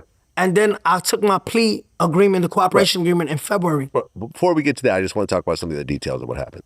So the next night after being detained at the Brooklyn Metropolitan Detention Center, they say you were confronted by a bunch of Crips. And you had to be moved to a different part. Nah, it's cap. That didn't happen? Nah. Okay. Well, then on November 22nd, Ro Murder gets arrested and charged with crimes related to this whole case. You were supposed to have dropped your album by this point, but it got delayed. It got leaked. And then it got leaked. It got leaked, and I said, yo, just put it out. So you had this album, and let me just go through the features real quick. The features, you want me to tell you? Yeah. Kanye, Nicki, I don't know if Fetty Wap, Boogie. Was Gunna on it? Gunna. Yeah. Little Baby. You basically had all the hottest rappers on there. Yeah. I mean, how disappointing was it? This is what you had been working for all these years, your debut album. You got every big feature, every beat, everything else like that. You think I'm worried about a feature and artistry? I was really outside on drills, you know what I mean? And people who I thought was my brothers, you know, you think I'm thinking about an album? I'm not thinking about an album. I'm just thinking about, yo, my niggas I fed, niggas I took off the carpet, niggas I took off the train, off a bus, into G63s. They was at fucking board meetings with Kanye for Yeezys. Niggas I changed their life turned on me. Like, you know what I mean? That's how I'm feeling. Watch the Breakfast Club interview. That's how I was feeling. I'm not worried about no fucking album. Okay. Well, on November 26th, you pled not guilty. Yeah. But you were denied bail. And you had a court set for September 4th, 2019. September 4th? 2019, originally. You had a court date. No, that was trial. Yeah, trial. Yeah, court date. Trial. Yeah, no, you got it wrong. November 18th, we get arraigned. Probably November 26th, day you talking about, we go in court. I walk in with everybody. They telling me what's happening. The feds already told me, like, yo, look, hear this, whose voice that sound like? And I'm like, they talking about me? Blah, blah. And then January 17th, they set a court date. It was the last day I went to court with them. Okay, and then February, I walk into court and take my plea deal into cooperation. I pleaded guilty 47 years. And then my next court date was in September for the trial. Got it. Okay. So you originally pled not guilty. You try to get a bail. You agree to pay $2 million, surrender your passport, go on house arrest, but you end up getting denied because basically the judge said you're still a danger to the community. Yeah. So now you're sitting in jail. Yeah. Shortly after that, well, I guess a couple months after that, Bat gets charged on December 19, 2018. I don't even know who that is. You don't know who Bat is? Okay. I found out after. On January 22nd, more Nine Trey Gangsters get charged. So January 22nd was the day we all went into court together. Kooda B gets charged. Drama and Harv get charged. Kooda B was indicted for attempting to shoot at Chief Keef. And Drama gets indicted for taking part in a separate shooting of Chief Keef on July 16th, where a bystander got injured. So Chief Keef got shot at twice? I don't even know. To be honest. Do you know who Drama is? Yeah, I know. Yo, if I took this right now, I'm gonna make the interview hot. Yo, right now, on this shit, right? You want me to show you every... I'm not even gonna say, because you know, the goalposts keep moving. Nah, they trying to backdoor you. Every non-Trey member that got locked up still hits me up to this day. I'll open my phone and show it to you right now. Yo, bro, fuck that. Them niggas dirt. Them niggas did you wrong, bro. I feel you, bro. They never gonna say it out loud. Wait until I give them the opening. But you know what the fans gonna say? Yeah, bro, they hitting you up to backdoor you. All right, bro. That's why I don't say that, bro, because they just keep moving the goalposts. These niggas know, yo, Danny a real nigga, bro. That nigga Danny got a good heart, bro. Yo, Vlad, look at me. If I'm lying, I'm flying. But if I tell you that, you know what they gonna say? It's another excuse. Bro, they just hitting to backdoor you, bro. Well, you get locked up in November of See how 2018. niggas ignore that? Like, anybody else? I'm not ignoring it. But listen, if Gunna right now was to sit to you and be like, yo, bro, I mean, if Young Thug was to sit right here and be like, yo, Gunna hit me up right now. You know what's your next question? What'd he say? Yeah. Right? But since me, 6ix9ine, is saying, yo, all them Nine Trey members is hitting me up to this day right now, I can show you. Including Shotty? And Shotty's kids. Okay. Right? You know what's your next question? I just told you them Nine Trey. Instead of saying, yo, what they say, for real, you... Well, you just said what they said. No, but you say something else. You be like... You told me what they said, though. All right. You said, fuck them, they dirty, blah, blah, I still rock with you. Right. You stated that, right? You know what? You didn't even follow up with that. You know why? Because the truth don't matter to you. It does matter to me. You would be like, but which members? You Who? said all of them. I'm just going with You know what what you're I'm saying. talking about, bro. Yo, you see what I'm talking about? Like, it's never 6ix9ine. I spit so much facts that people don't like it. It's like, we don't want nobody to like this kid. So let's just keep on talking about other shit. You know what I mean? I'm telling you, these niggas hit me up to this day.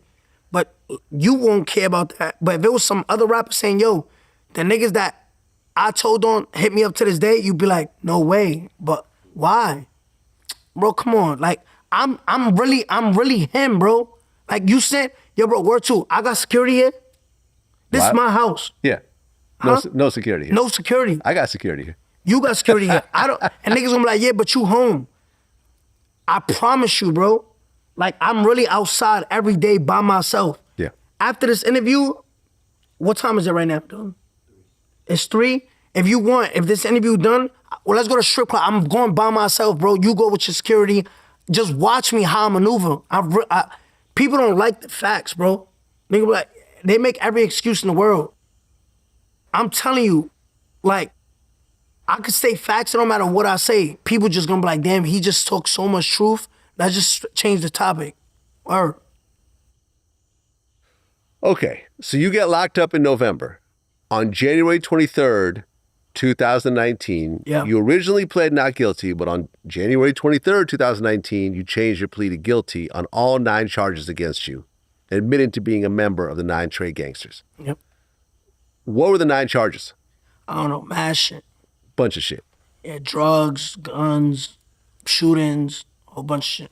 Along with pleading guilty, you agreed to cooperate. Domestic violence, I took responsibility, all that shit. Well, along with your guilty plea, you agree to cooperate against everyone else. Mr. Hernandez, are you currently in federal custody? Yes, sir. At some point, did you decide to cooperate with the government? Yes. In connection with your cooperation, have you pleaded guilty to certain crimes? Yes. What crimes did you plead guilty to? I believe it was 9 counts of racketeering, shootings, and drug distribution. What did you go through to actually get you to do that? Because you were the first high-profile rapper to ever do that in the history of hip-hop. What I go through? Yeah, what led up to you making that decision? But actually saying, okay, I'm going to sign this paperwork, I'm going to cooperate. What led up to that particular moment? Let me see. The kidnapping, the wiretaps, the money, right, that was being stolen from promoters, my baby moms. What else more do you need? My mom. Fair enough. Right? I know niggas that tell less than that and telling their friends and their friends. Yo, let me ask you something. I told on niggas who did mad shit, right? And you stated this whole interview that they wasn't your friends, right? Friends wouldn't kidnap you. Friends wouldn't fuck your little thing you got, right? Yeah. Mike wouldn't do that to you, right? Right. They won't be on the wiretap trying to harm you, right? You see how, and it's crazy because it feels like I'm just saying this shit over and over, but it's my first interview with you. But niggas tell, like I said, Young Thug said that Gunna told. Gunna got put on by Young Thug. That was his man's. That nigga, he didn't commit no crimes with niggas. He could have took it to court. He would have got acquitted on all that shit. Yeah, he would have won. He would have won. Yeah. But Young Thug said he wanted to come home to some pussy, right? Fast. Yeah. So he implicated his mans, right? Well, he claimed that YSL is a gang. So what is that? That's These cooperating. niggas fighting for their life saying it's not a gang. Yeah. So what is that? Cooperating. But Young Thug put him on, right or wrong? True. Did Nine Trey put me on or I put them on? You put them on. They did me dirty more than once? Yes. So why niggas bashing me? I'm not criticizing you. All right, come on, let's I'm not keep on. criticizing Let's keep on with the question. Okay. I realized that they wasn't my friends, and it's facts. But people gonna ignore it. They gonna be like, "Yo, bro, just skip to go to the other clip. Go to where he talked about the minor." That's how it go. Part of your plea agreement, you wouldn't be fully prosecuted for any of the 9 charges as long as you fully cooperated in testifying against the others and committed no further crimes. After your guilty plea, prosecutors gave more firearm and racketeering charges to Shotti. And then on March 28, 2019, Shotti becomes the second co-defendant to enter a guilty plea. And he said that 6ix9ine broke every code, but I forgive the little dude after all that. It's all good. And he said, Treyway still stands strong. I want that to be known. And then on September 2019, he got sentenced to 15 years. How did you feel when Shotti got 15 years? I don't give a fuck. And what I'm supposed to damn, like, I don't care, nigga. I don't give a fuck. Then on April 2nd, Ish pled guilty. Trippie pled guilty. Mel Murder pled guilty. Bat pled guilty. But then there were a couple people who didn't plead guilty, which involved you going to court. How did it feel to take the stand and actually publicly cooperate? It's one thing to sign a plea deal. It's one thing to have a statement. It's one thing to say certain things in an interrogation room, but you were the first to actually get on the stand and start actually cooperating against everybody.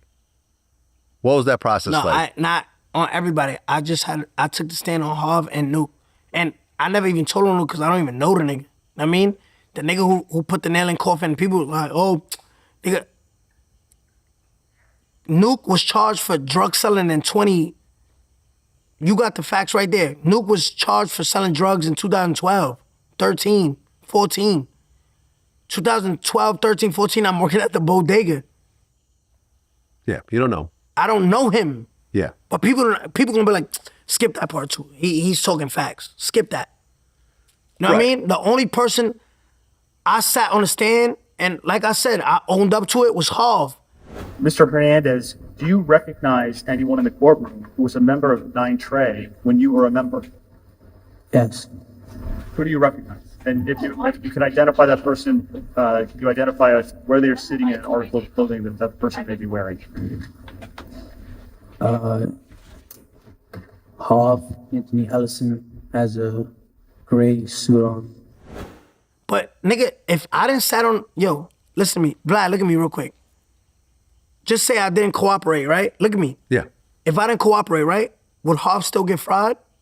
Yeah. Why? Because there's evidence. If I never took the stand and I took my time, would Harv still go to jail? Yes. Why? Because he did the actual crime. Well, the driver called it in. Let me repeat the question again, because they're going to skip it. Be like, yo, bro, he's talking too much truth. Fuck, if we admit this, we have to like him again. But fuck it, we don't like him. If I never took the stand, Vlad, look at me real quick. Yeah. If I never took the stand, would Harv still go to jail? Yes. Why? Because of what he did. Who would testify on him? Who was cooperating before we even got arrested? The driver? You're asking me or you're telling me? I'm telling you. So who would have took the stand on Harv? The driver. Who's seen the kidnapping actually happen? The driver. So if I never took the stand, would these niggas... He would still be convicted. Can I put my glasses back on? Yes. Fuck, like, I'm really a fact nigga. I'm really, yo, Don, I don't talk facts. I talk facts. I talk facts, bro. Yo, how long has this interview been going on? 3.5. 3.5 hours. Have I lied once in 3.5 hours? Well, when you're on the stand, you mentioned Jim Jones and Cardi B being gang members. What was the point of that? Yo, bro, make this its own clip. Repeat it again. Repeat it again. When you were on the stand, you mentioned that Jim Jones and Cardi B were gang members. All right. People love saying that I mentioned Cardi B and Jim Jones. I never mentioned them. I never brought them up. Harv's attorney, look at the docket. Grab this clip, this DJ Vlad clip, make it a split screen, and see who was asking me questions. Harv's attorney cross-examined me and brought them up. I never spoke on Cardi B. I never spoke on Jim Jones. They cross-examined me about the questioning, and that's how their name came up. But the narrative to make 6ix9ine look bad is like, yo, he was telling on everybody. Cut this clip side by side. Grab the docket where Harv's attorney during cross-examination brings up Jim Jones and Cardi B. I never mentioned them niggas. Who the fuck is them niggas? Side by side, make this his own clip. Side by side and say docket. It's gonna say Harv's attorney. What was Harv's attorney's name? Don't know. Side by side this clip, like, and make it his own clip. 6ix9ine clarifies that he never spoke on, and they gonna be like, damn, fuck, he telling the truth again on, he's talking facts. But you know what it's gonna be? Watch this clip be the, Vlad, look at me. Watch the Cardi B Jim Jones clip be the less viewed. Why? Because it's facts and people don't like facts. You get it? Right. Okay, here we go. All right, here we go. I found what you're talking about. So, okay, no. I'm going to reference what you're talking about. So, when you're being cross-examined by Alex Hewitt. No, that's not his attorney's name. Put who's Harv's attorney. That's not his attorney. Okay, because I'm looking at an article right now. Yo, Don, just put who Harv's attorney and watch this side-by-side clip right now. Come up. Well, okay. Alex Hewitt. Was it Nuke's attorney? That's defense Nuke's? attorney Alex Hewitt asked you knew Cardi B was a blood. You said correct. Listen, look at me, Vlad. Vlad, look at me. You said you said the prosecutors?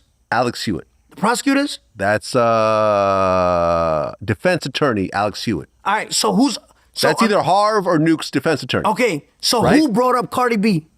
The defense attorney. Defense attorney. Did I bring him on and say, yo, listen, let me tell on Cardi B, let me tell on Jim Jones. Who brought up their names?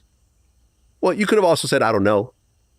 You can't say that. You're subpoenaed under the thing. You know what I mean? Oh, you're under oath. I see what you're saying. Yeah. I'm under oath. Right there, they're getting acquittal and I go to jail. Remember when the whole blood situation in LA happened when Cardi B said flu? Yeah. Remember? Yeah. And they said Cardi B and 6ix9ine no-fly zone in LA for the, what event was it? I know what you're talking about. She had the blue coat and she said flu. Yeah, I remember. So, say I would have said, I don't know. And then they bring that clip up where they were like, yo, 6ix9ine, were you banned in LA with Cardi B? And I'm like, oh yeah, I remember that. But they said, but just a second ago, you said you didn't know. Who goes to jail for perjury? You do.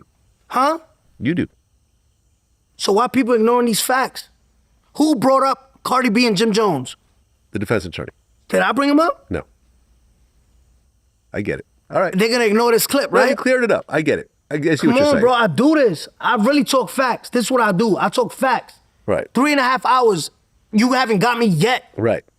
Well, October 3rd, Harv and Nuke were found guilty of kidnapping and racketeering. Harv gets 24 years, Nuke gets 17 years. So was Nuke, when you got kidnapped, Nuke was the other guy? I don't know the nigga. You don't know.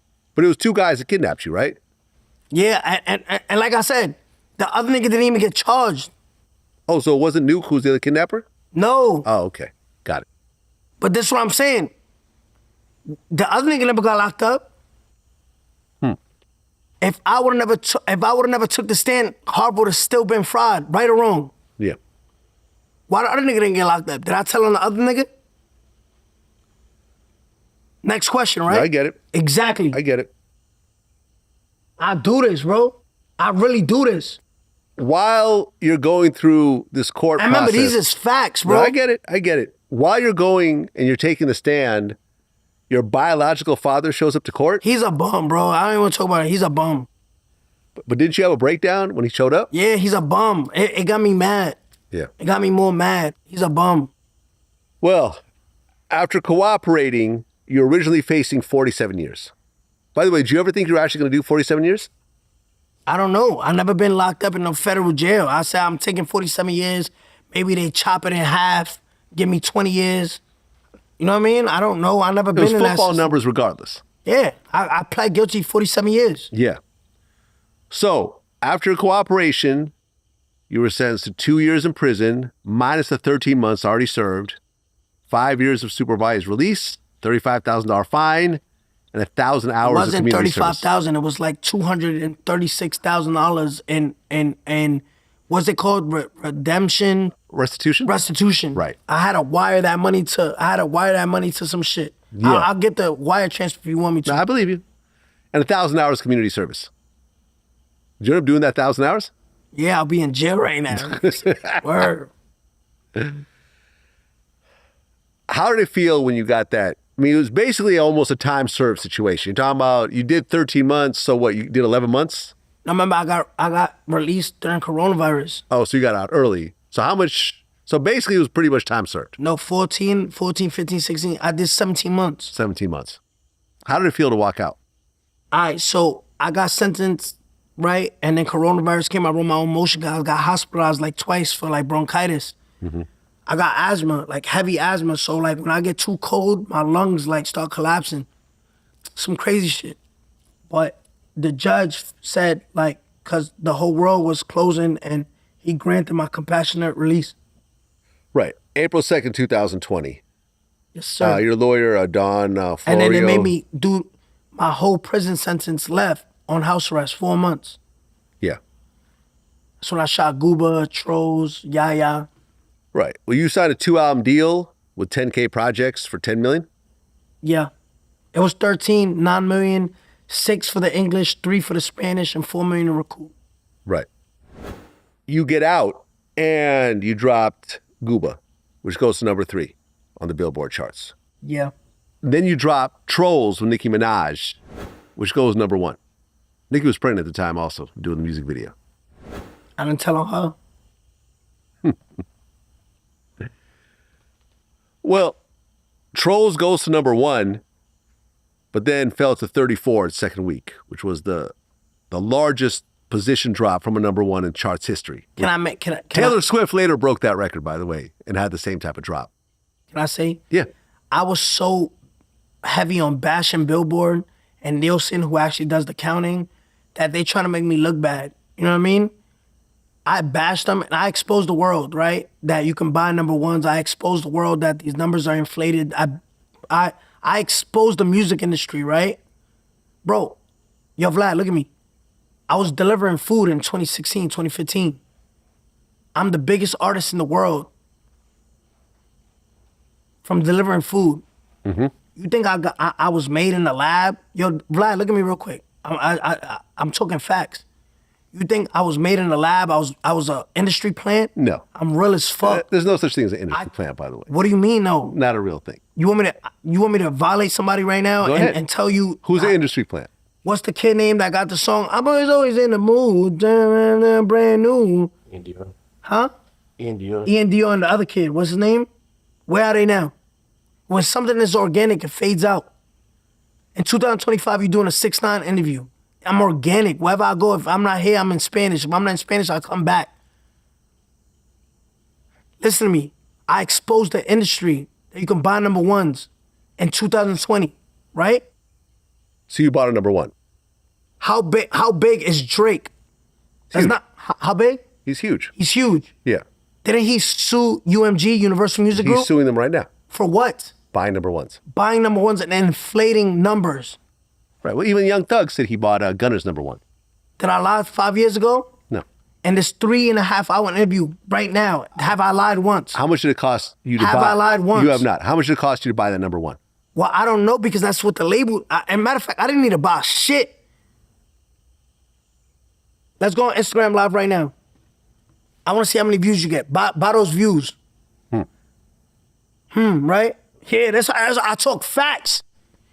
Vlad, right now, go on Instagram Live and buy viewership right now. Yeah, I don't know what that's. You can't, right? Yeah. People gotta genuinely want to see. I didn't have to buy shit. I'm the topic. I'm him. I didn't need to buy number one. Did you buy one? I don't know if they did, but I didn't need that shit. Why? Because I'm the hottest rapper at that moment. I didn't need to buy nothing. But you know what? He's speaking too much facts and we don't like this nigga. Skip this shit. Skip this shit. Go to the other clip. That's what people say. Well, you get out and you start to beef with rappers again. Bro, listen to me. I was doing it before. Right. So did I start doing new shit? No, you weren't doing new shit. And I was beefing with rappers, you know why? Because they had an opinion. Right. Yo, let me ask you something. Is Lil Durk blood? No. Is he from New York? No. Why does he have an opinion on my case? Well, I mean, everyone's going to have an opinion on your case. I had opinions on your case. So why they don't have an opinion on Gunna and Young Thug's case, the rappers? I mean, some of them do. Actually, Durk did say he'll never do a song with Gunna. All right, so why hasn't he called from jail, like he calls, and say, yo, fuck Young Thug, he's a rat? Well, I don't think he's talking at all at this point. Oh, so now they decide not to talk. Well, he's in jail right now. Okay, so why is Lil Baby in jail? No. Why is he not vocal? I don't know. Why is 21 Savage not vocal? 21 Savage spoke on me. Yeah. Why is he not vocal? Well, a lot of people haven't been vocal. A lot of people haven't been vocal. Can I put my glasses on? Yeah. Why your friend Boosie not vocal? Because he spoke on me. Yeah. Why is he not vocal? I mean, he'll be vocal. He'll be vocal in our next interview. Why is he not vocal right now? Because you didn't pay him. He said that he didn't get paid to speak on it yet. Right. That's what he said. You see what I'm saying, bro? Like, why is these rappers that was vocals on me, right, not vocal right now? Skip this shit. Skip this shit. Yo, he's talking facts again. He's talking facts again. No, I mean, I feel it. Right now, but this is what I'm saying, bro. Right now, they're calling Atlanta Ratlanta. No. Right? No, the fans are. Why is the rappers who had so much opinion on me not saying nothing? No, but he's in jail. No, but I don't know where he's at. No, but Boosie's gonna talk about it later. Talk about it now. Well, hold on. To be fair, a lot of rappers did speak about Gunna. A lot of them did. A lot of rappers. All right, so... Am I right? All right, cool. Do you agree with me? No. You don't agree with me? No. A ton of rappers talked about Gunna. Cool, because All right, cool. Fuck that. Why they not speaking about Young Thug right now? He ratted. Did Young Thug rat? I think he did. Why no one's speaking about it? Everybody who I say something about me, why are they not speaking about it? They not from New York. They not Bloods. These niggas is lame, GD niggas, BD niggas, fucking people who talk like dudes, like that shit. Why a nigga from the South talking about on a case in the North? Well, speaking of that, Lil Durk claimed that your record label tried to pay him $3 million. That's cap, bro. To continue their beef. Yo, bro, this man DM'd me when his album came out. Look, listen, God could strike me dead right now if I'm lying to you. These rappers are so cap, right? Listen to me. This kid, remember when he said, yo, remember when, before Drake put him on? Yo, Vlad, look at me real quick. Remember before Drake put him on that song, Please Do Not Listen, remember? Mm-hmm. He didn't have no records. Remember? Fucking French Montana violated him, signed him to Coke Boys. Remember that era? Cool. Lil Durk was a nobody before he got the Drake stimulus package, right? He said nobody cared about you being platinum. Because remember, I've been platinum before going to jail, right? Yeah. He said nobody cared about being platinum. I'm platinum in the streets. Remember that? Right. Remember that? Yeah. And then when he first got the Drake stimulus package, was like, yo, I'm platinum now. I thought you didn't care about that. You don't care about that because you never had it. You get it? Yeah. So now he's lying and saying that I paid him $3 million. That's a lot. When his album came out, he DM'd me like, yo, da-da-da. And I said, he said, yo, let's fight in Dubai for some money. I said, nigga, I'll fight you for free. Lil TJ claimed the same thing. These niggas is capping. Lil TJ almost lost his life in a fucking Chipotle, nigga. Getting a burrito. Why am I even beefing with him? Nigga lost his life over fucking a bowl. Lettuce, tomato, fucking, what's that shit called? The chicken we like? The Chipotle chicken? Chipotle. Nigga almost lost his life over fucking some Chipotle chicken, nigga. I'm not beefing with you, nigga.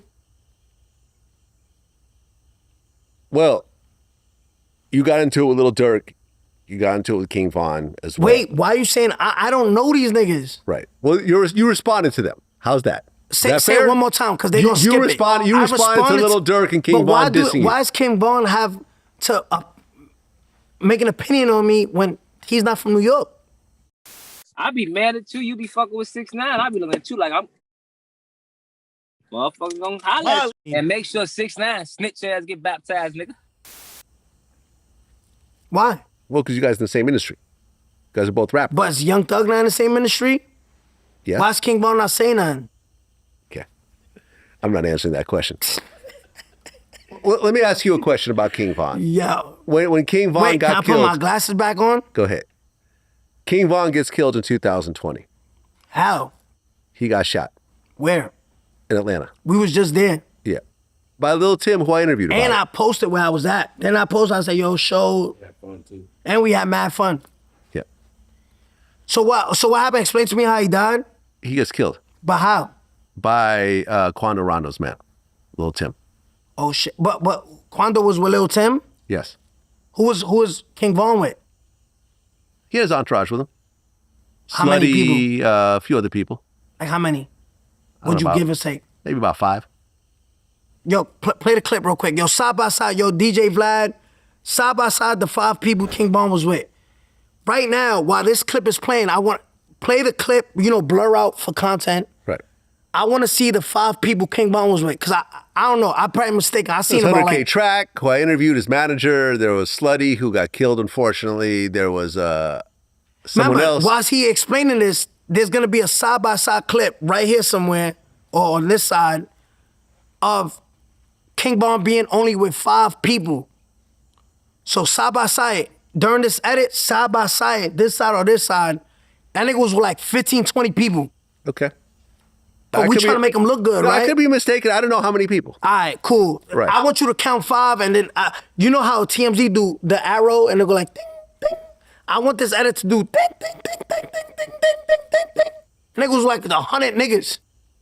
Nigga got killed in front of everybody. All his mans ran on him. Well, no. All his mans not run on him. I mean... All his men, all right.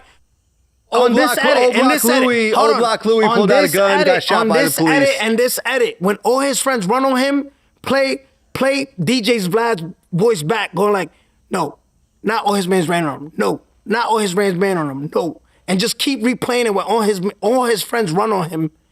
Everybody ran on him. Just keep playing it back. Like, no, DJ Vlad voice. No, not everybody ran on him. Well, no, all his mans not run on him. All his mans not run on him. All his mans not run on him. Not everybody ran on him. If I could play it right now, I interviewed one of the dudes who did run. Everybody ran on him. I watched this. Old Block Louie did not run. On my birthday, I watched the video. Pulled out a gun and tried to shoot. He gets shot by the police. He gets shot in the head. God. Yo, bro, when the gun went off, everybody ran. The police started shooting. It was a mess. The whole thing was a mess. Listen, side by side, I don't know if the edit's gonna go right here or right here. Okay. Well, look, you could have beef with people, but when they die, usually that beef stops. It stopped. I'm just stating facts. You said when King Von gets killed, you said rest in piss, and you hope he's burning in hell. King Von said, when I die, my niggas is gonna slide every day. Cat, nigga. That shit is cat. Who slipped for King Von yet? That nigga rest in fucking piss, nigga. All right, cool. All right, so what's your question? You telling me what I said? I know I said that. Was that necessary? Is it necessary? If I died, what they would say? Depends on who you talk to. Next question, right? Next question. Well, you can't control what other people do. Why did you do it? Why did I do it? Yeah. Bro, where you at right now? Florida. Right? Yeah. If these rappers, right? No, Vlad, I want you to look at me. This is a human-to-human conversation, right? These rappers have nothing to do with my case. Since I came home, they've been very vocal, opinionated on my case. Yeah. Calling me a rat, saying, please don't play that little boy in the club. Please not listen, right? Yeah. Right? Yeah, that's King Von. Right? No, I mean, that's Lil Durk. But Lil Durk, right-hand man is who? King Von. King Von went on Twitter and posted these Twitters that he said he has nothing to do with my case. When you try to get masses, your fans, to stop listening to my music, right? It cuts into my money, right? Does it really? No, Vlad, I'm telling you. I don't know about that. I almost think it's publicity. It's publicity? Yeah. It gets people to be like, yo, if this nigga's not listening to it, we not gonna listen to it, right? You're taking food out my family's mouth, no matter how you look at it. Listen, I'm standing on it. I'm not taking it back. Okay. Look at me, that. I stand on it. I think publicity is publicity. Look where you at. This is my house, right? Yes. I got bills, right? Yes. When you try to take food out my family's mouth, everything comes off the table. I do not give a fuck. Now, I'm telling you, I'm standing on it. You get what I'm saying? Yeah. Let me ask you something, right? And clip this. I want people to clip this. Say it again. When people die, the beef, what? Usually you stop beefing with people. Usually stop beefing? Yes. What about all those Chicago rappers that don't got mainstream status like King Von did? Why they diss the dead in their songs all the time? I think it's foul. Huh? I think it's foul for them to do that. So why condemn me on it? They doing it. Yeah. I don't like when anyone does it. I don't like when anyone does it. In fact, and I'll just say this. No, but I was cool with Fulio before he died, and I hated that he was doing it. Okay. And it ultimately, I think, got him killed. Was King Von doing it? Yes. Huh? I believe so. He was, right? I believe so, Why yeah. you question me about it if he's doing it? Okay, but you're your own person. Because two wrongs don't make a right. Two wrongs don't make a right. Right. Was he doing it? Yes. Was Lil Durk doing it? Yes. Do people continue to do it? Yes. Doesn't mean that you have to do it. Can I put my glasses back on? Okay. All right. So then you put out Yaya, and then Punani. Yep. And then you put out your second studio album, Tattletales. Yep. And you talked about how basically you weren't getting any support. You weren't getting on playlists and so forth. Which is true. Was that a fact too? It's a fact. We going on 4 hours, right? Yeah. Have I said one lie? No. How long has any of you been going on? Close to 3.5 hours? Yeah. Have I said one lie? No. All right, cool. In 2021, you came out with Zaza, where you dissed Lil Durk and Meek Mill. Well, I dissed, so I responded to them. Responded to him. I like the narrative to be correct. That same year, you got sued by a dancer from Miami who said that you threw a bottle at her head. Yeah. You didn't show up to court, and she got $10 million in damages. Whatever happened with that? I got what is it called? The case got dropped. She left with no money. I got acquitted from the case. You got acquitted. Okay. Yep. Nobody posted it. Listen, when she won the $10 million, right? Vlad, look at me. I'm listening. When she won the $10 million, it was everywhere, right? Yeah. It was everywhere? Yeah. You never paid her, though. When I won the appeal and she got no money and I got acquitted from the case, who posted that? Nobody. Can I put my glasses back on? Yes. This is what I do. Yeah. This is really what I do. So, March 2023, you were at LA Fitness and a couple guys assaulted you.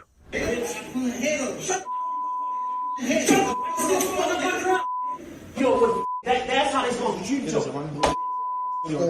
Oh, Mickey Mouse had drowned that. Go ahead. Take a picture. Go ahead. Take a picture. I want to be famous now. I want to be famous. 6ix9ine, bro. Yo, homie, I'm not gonna lie, bro. I'm a fan, bro. Yo, I'm a fan. I'm just saying, bro. I'm a fan, bro. I know, but y'all jumpy nigga. I know. I ain't jumpy, bro. I'm just like. That's crazy. That's crazy. Talk about that situation. I'm by myself, like every day. Every day I'm by myself. Vlad, remember when, listen to me, Vlad, real quick, because this topic is gonna stay, you don't gotta worry about next questions. For a couple years, haven't I been telling people, yo, bro, I'm by myself everywhere, no security? Yeah. Remember the excuse was, this is the goalpost. Nobody has done nothing to you because you always with police. You always with security. You always being well protected by the FBI, right? Whatever. This is their story. This is their mental. Yeah. when something happened to me that day, it showed everybody I could get touched, right? You're by yourself. Right? I'm by myself. I'm not hiding it. I'm by myself. How many people it took to do that to me?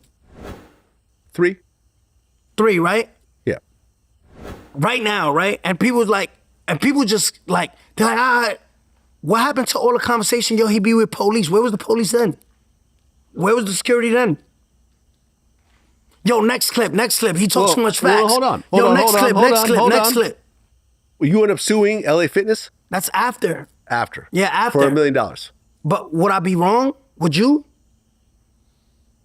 Gray area. Cool. Gray area. But at the end of the day, it wasn't LA Fitness's fault that you got assaulted. No, it wasn't. Yeah. These dudes didn't have membership. But look, we talking about something else, right? These Whatever happened to that lawsuit? Still ongoing? It's still ongoing, but they didn't have memberships. No. Well, I don't know. No, I'm telling you. Yeah, I believe you. Right? So, like I said, if this was Taylor Swift, right, sitting in this chair right now, and she's like, well, yes, Mr. Vlad, I sued them. You'll be like, no, I would too. This is real shit. Taylor Swift did it. This is what I do, bro. Even if Taylor Swift did it, I'd be like, nah, I don't know about this one. At the end of the day, right, come LA on, Fitness. 4 hours of me telling the truth. All right, come on. Well, All right, I'm just disagreeing with you. I'm not saying you lied. I'm just disagreeing. Yo, bro, I'm just disagreeing with your stance. Tracy Morgan, right? Tracy Morgan. He got hit by who? A Walmart truck. And he sued. Yes. Would you do the same? Probably. Yo, come on. It's because it's me. All right. It's because it's me. Fair enough. Like, I really, this is what I do. People don't like, you know why people don't want to do interviews with me? I walk them down. Fuck is niggas talking about? Yo, Dom, I don't walk niggas down. Walking them down. What made you leave the U.S. and start, it seemed like you based yourself in Dominican Republic for a while. I got with a bitch out there. I didn't That's leave what the it was? U.S. Yeah, Okay. like that's... Well, it seemed like you were out there working with artists and That's kind of... like when niggas go fuck bitches in Medellin. Okay. They left the country? No, they fucking bitches. It just seemed like you were out there a lot. Yeah, I was fucking a bitch out there. Like, Okay, fair enough. On October 15th, you got arrested in Sanchez, Dominican Republic on suspicion of assaulting 2 music producers. Yeah. What happened in that situation? I don't know. I think that shit ongoing. I can't talk about it. We'll leave it alone. Yeah. Fair enough. And then that same year, December 2023, your girlfriend, Yalin Lamas, was arrested of aggravated battery with a deadly weapon and obstructing justice in retaliation to an assault outside of your home, where I guess she messed up your car and so forth.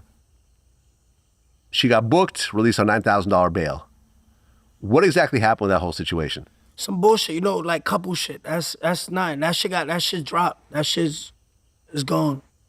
Right, because then on January 2024... I can't really talk about the situation because it's an ongoing ongoing? suit. Okay, fair enough. You know it's an ongoing Yeah, if suit. it's ongoing, if it's ongoing, no, we'll it's leave it alone. ongoing in the federal court, so I can't really speak on it. You know me, I want to talk about it and talk facts, but I can't. No, listen, I don't want to have you say something that's going to be used against you in court. Yeah. Because then on January, you get arrested on charges of domestic violence. Yeah. Was that the same overall situation? Same shit, yeah. Okay, fair enough.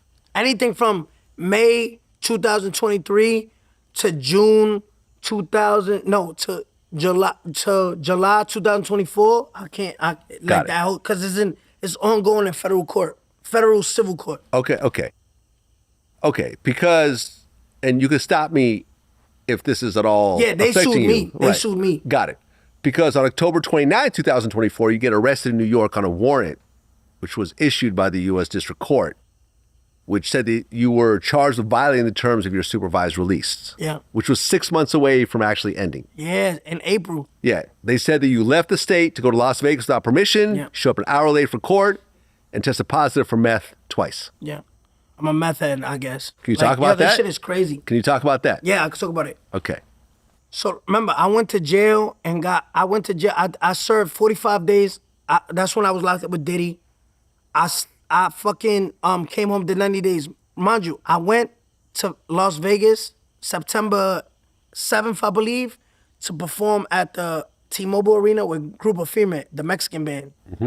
I text my probation officer. I said, yo, listen, I'm gonna go. It's not like I'm going out there for fun. I went out there for work. It's documented. Yeah. Everybody pull it up, side by side clip, me performing September 7th.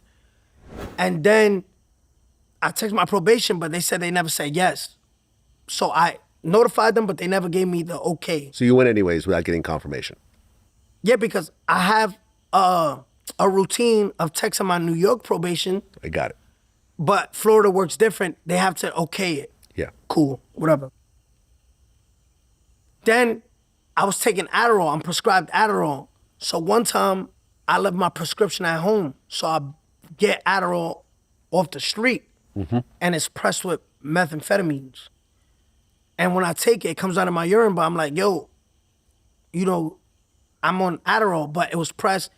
Adderall is an amphetamine, and meth has methamphetamine. I see what you're saying. Yeah. It tested positive, but it wasn't meth, it was Adderall. Just pressed. But they still violated your supervised release because of that. Yeah. And you were locked up for how long?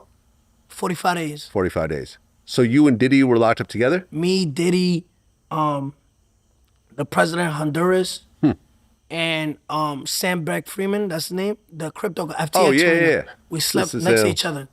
Okay, did you and Diddy have conversations? Yeah, we spoke. The first thing he said to me, he laughed. He's like, yo, that's crazy how we meet, right? And you know, it was everybody there. We gave a hug and all that shit. I mean, he's like, yo, I'm like, yo, oh, that's what I said. I said, yo, why you never invited me to none of your parties? That's what I said to him. Huh? Did you get invited to any freak-offs? Yeah, I'm like, yo, why you inviting me?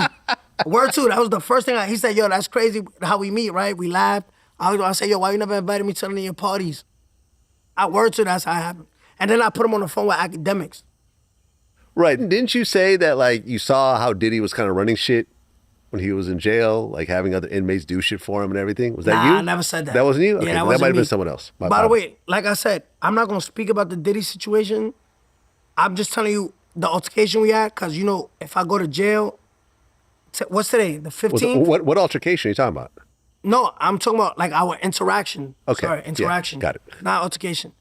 What's today, the 13th? Yeah. September 13th? Yeah. Huh? 15th. Today's September 15th. In 10 days, I might be getting locked back up and going with Diddy, and I can't. They're going to be like, yo, if you spoke on that, Yeah. you know what I mean? We're Fair not enough. going to house you there. Fair you know enough. what I mean? So, like I said, just the interaction was positive. Got it. So earlier this year, your house got raided by the feds. Yeah. And they found guns and drugs. Yeah, like I said, I get sentenced on that on the 25th. In 10 days. It's already out. It's public. That's what they found. I get sentenced in 10 days on that. So I can't speak on that because the judge is going to be like, yo. Fair enough. Yeah. Let's not talk about it. I don't want to affect your sentence. But in a couple days, I just got a new charge. It's going to be public. I just caught a new case. What's the new case? I really want to speak on it because I feel like, all right, so I'm going to speak on it because it's real shit. Let's go. So you see that girl over there? Yes. Right? So just so you know, it's real shit. And if I'm lying, you could just ask her. Me and her school shopping, right? Mm-hmm. For my stepson. So I'm in the mall shopping, right? A dude comes up to me and it's on, this probably, it already broke on XXL and broke on a couple outlets, right? Mm-hmm. I'm buying sneakers and the dude comes up to me and says, yo, you lucky, he got a gun on him. He said, yo, you lucky you with your family right now, you fucking rat. If it wasn't, I'll do it to you, right? So, I defend myself, right? Okay. I put hands on him. Ironically, the nigga who called me a rat, the next day calls the cops saying he was attacked by me.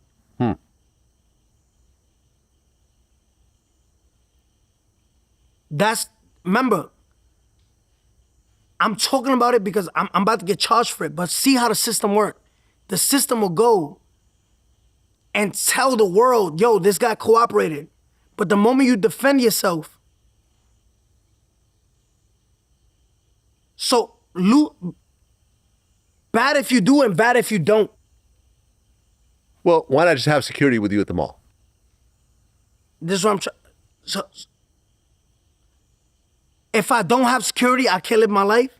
So every day, unfortunately, the place that you're at, but listen to me, going out in the mall. Of course, that's play devil's advocate, right? Yes. If you're gonna go and publicize, right? Because in the federal case, right, the court decided that the public's interest outweighed my safety. That's what was said in court, right? So if the public's interest, right, I testified for the United States Attorney's Office, right? Why do I have to come out of pocket for security if you felt like the public's interest outweighed my safety? Now, granted, that's devil's advocate. Why not have security, right?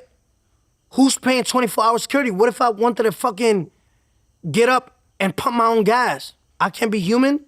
I can't literally go and take my mom to a supermarket and buy spaghettis.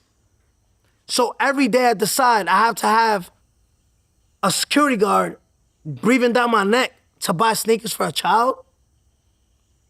Right? So this is what I'm saying. Unfortunately, sometimes that's the case. Right? Unfortunately. I'm not saying this is right or wrong. It's wrong. But you're not in a position to say it's right or wrong, well, right? No, hold on, so hold now on. Listen, Once you reach a certain level of fame, Jay-Z can't just go to the mall and mind his own business. No. I mean, I see Leonardo DiCaprio doing it.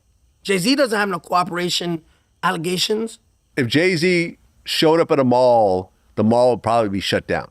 So many, I'm not saying people would attack him, but I'm saying there's so many people who crowd him. If Taylor Swift showed up somewhere, it'd be mayhem. If Beyonce showed up somewhere, it'd be mayhem. Yeah. So basically you're saying, yo, you don't have the right to do anything no more. So once you reach a certain level of fame, you give up the right to live life as a private, unknown citizen. No. That's just reality of you, me, and everyone else. I understand when I go to the mall, people always approach me. I don't know if some of those people could have bad intentions. So occasionally, some of those people do. I understand that, Vlad. I understand that. Does that give you the right to have a concealed weapon on you and just, you see someone you don't like and say, you know what? I'll threaten. No, what that guy did was absolutely wrong. Wrong. Yeah, I'm not I'm debating being prosecuted that. for defending myself. I'm with a child. I get it. Right? But what I'm saying no is... No if, buts, or what's, yo, you should have did this. Right. I shouldn't be targeted because I have a weapon on me. Right, but life is not fair. Life is not fair. Life is not fair. So I'm going to tell you have the money to have security. But listen to me. Nobody wants to live like that. Right? Yeah, but you signed up for this life. No. All right, cool. With the face tattoos, with the videos, with the public persona, with the public beefs. You signed up for this. I signed up for that. So right? I signed up to defend myself. Yes. I have the right to defend myself. Absolutely. Right? Absolutely. But, I feel like, but if you had a security guy, he would have handled it for you, and you wouldn't be in the position you're at right now. All right. No. Am I right? No, wrong. And I'll tell you why. Okay.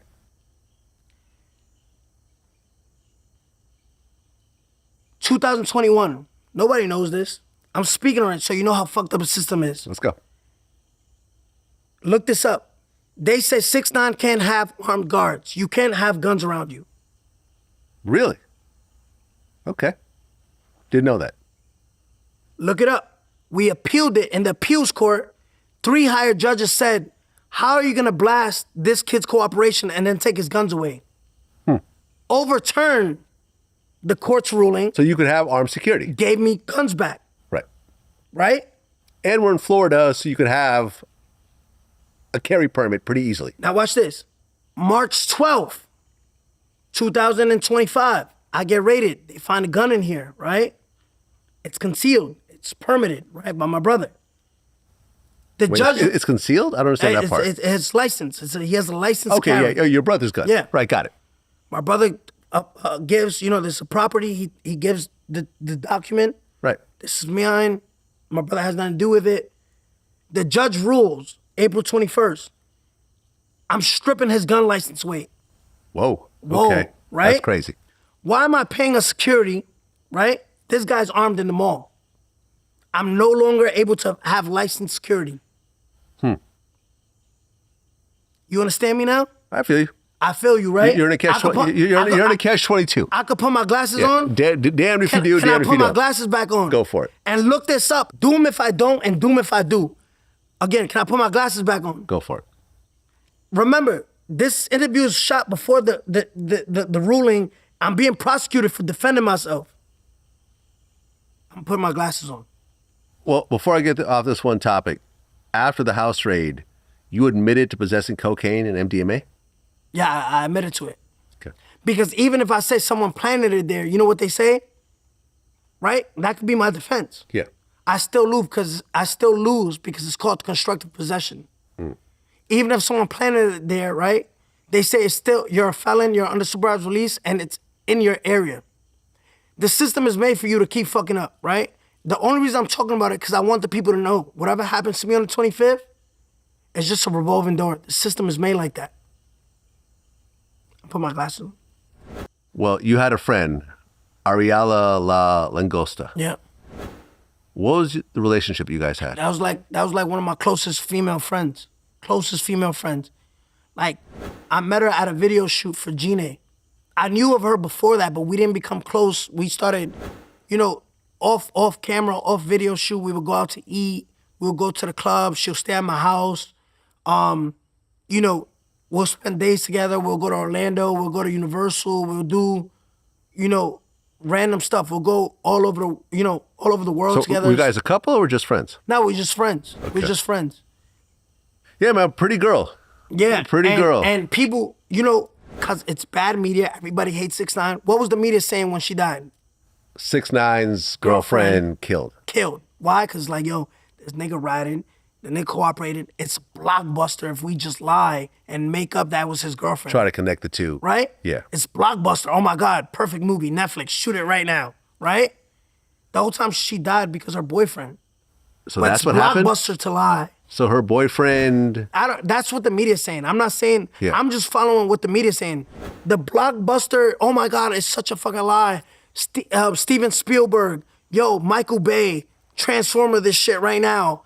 Cooperator's girlfriend gets shot for him telling her not, it's just a lie. It's just, oh my God, so juicy. That's a lie. Then fucking this stupid bitch, what's that nasty bitch called? Sukiana? Sukiana, it looks like Tracy Morgan. Fucking her shit is crazy. Like, I will violate that bitch. Yo, by the way, in this clip, put Tracy Morgan and Sukiana, like, right side by side. If I'm lying, I'm flying. Put it in the edit, like, right there, like, right here. How did you feel when you heard that news, though? Now, my man know, that shit hurt, because I'm like, damn, like, she didn't deserve that. Like, she was the breadwinner in her family, you know what I mean? Wow. She has a house, kids, mom, dad, all in that house, you know what I mean? She's the breadwinner. She's the one who pays the mortgage, pays the car note, pays the education, you know what I mean? That shit broke me.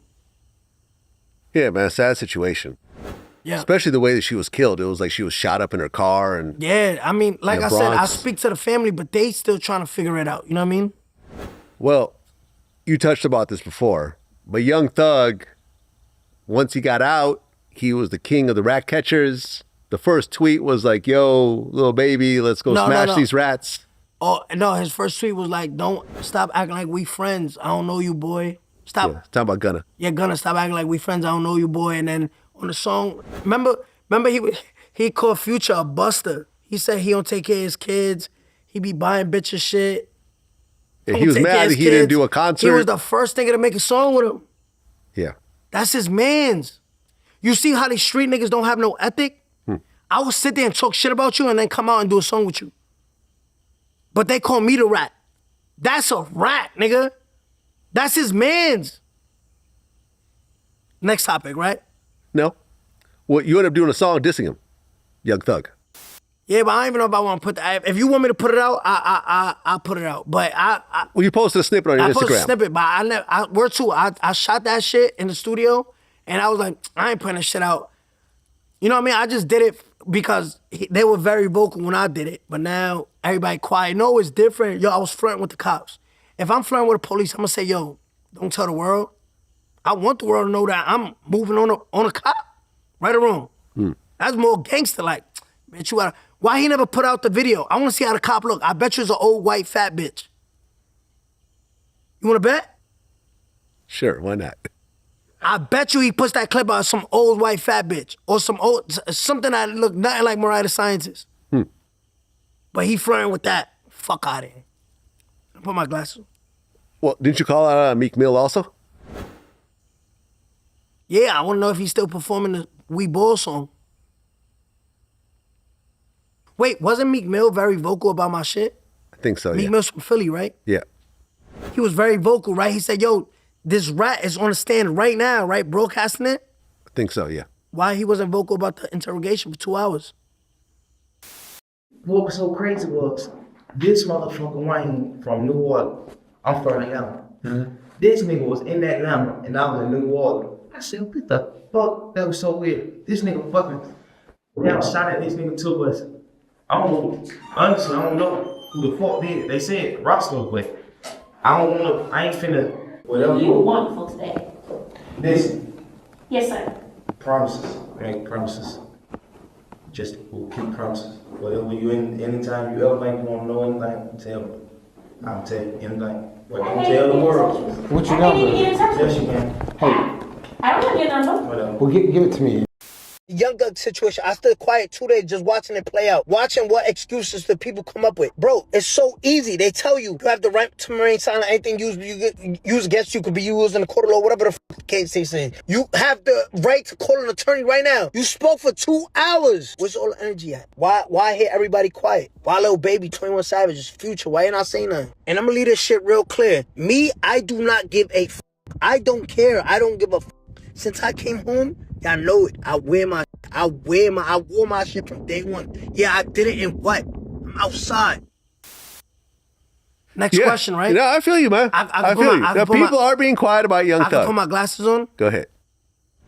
You know, I remember I interviewed Wack 100. By the way, Wack was managing you at one point, or? Nah, we just did business together. Just a business together. Yeah, Wack is my man these days. It's funny. We had like a 10-year beef. He be coming to my house. He cool with my mom. Okay. Cause one of my close friends did surgery and all that, and they was in the clinic together, and he met my mom, and he didn't know it was my mom, so my mom was like, I know you do business with my son, let me take a picture, and I sent it to him, like, yo, you and my mom, take a picture. Yeah, it's fun. Yeah, I interviewed him about the Young Thug situation. He said that Young Thug is actually more dangerous than you because Young Thug telling on his friends was telling on people, and they didn't know it. At least you took the stand and publicly did it. That was his take. I'm gonna tell you why 6ix9ine is harmless. You know why he's harmless? Because everyone knows that he snitches. Thug is dangerous. And that interrogation, remember what he said? Here's my phone number. Call me whenever you wanna know something, I'll tell you.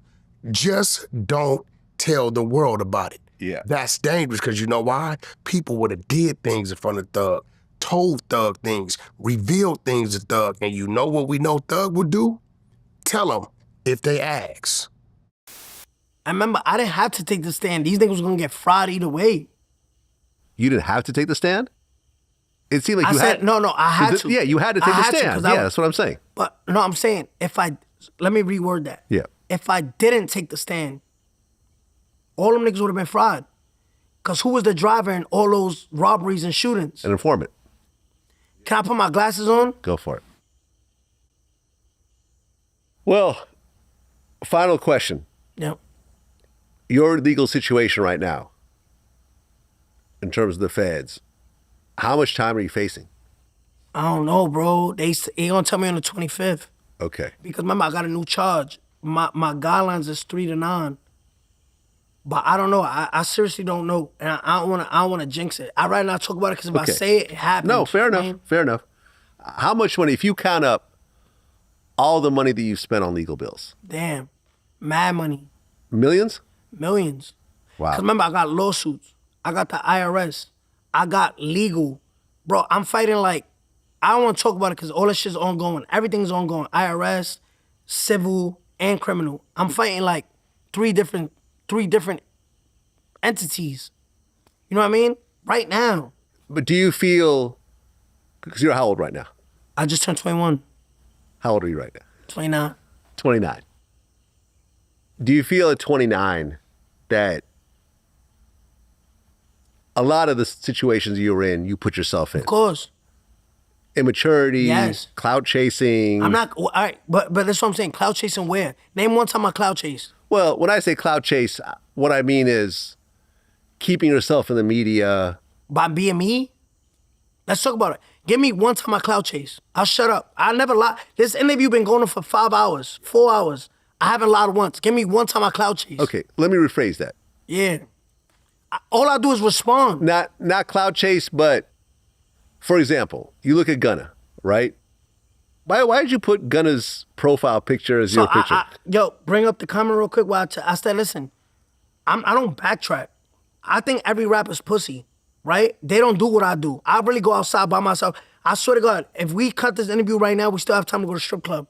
Okay. Just view me from a far away. I really walk around that whole shit by myself.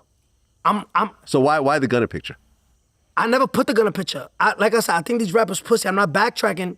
I don't have access to my Spotify. I could give you my phone right now. Also, someone else put Gunna's picture on your Spotify? Yeah, somebody hacked my account and put the Gunna shit. Okay, got it. Okay, fair enough. But like I said, I cleared it up on academics. I said, I didn't do that, but so it won't look like I'm backtracking. I said, these niggas ass. If I wanted to, I'd do it. And I say I did it. I didn't. No, fair enough. I guess my point is, when you look at, for example, Gunna's situation, right? Gunna was on video saying YSL is a gang, it's a criminal organization. I've seen other members do things in furtherance of the gang. Yes, ma'am, yes, ma'am, yes, ma'am. A lot of people had a lot of things to say about Gunna. Gunna did not reply to anybody. He remained silent. He didn't do a single interview. And trust me, I've tried to get interviews with him. You know why though, right? There's no way to defend that. Listen to me. You know why? Because I see where the question is going. Yeah. You know why Gunna's quiet about it? How do you defend that? The difference between me and Gunna, look, I wear the shit on my chest. I'm 6ix9ine, that's me. I did it, what? You think Gunna gonna do that? Gunna know he told. Gunna know he did it wrong. He don't give interviews cause he don't give you guys the interviews allowed to bash him, allowed for him to trip on his words. What I said, the lie always changes because you gotta remember it. The truth stays the same. Yeah. You think Gunna's doing it for a PR standpoint. Gunna's not talking and putting out music. He has no other choice.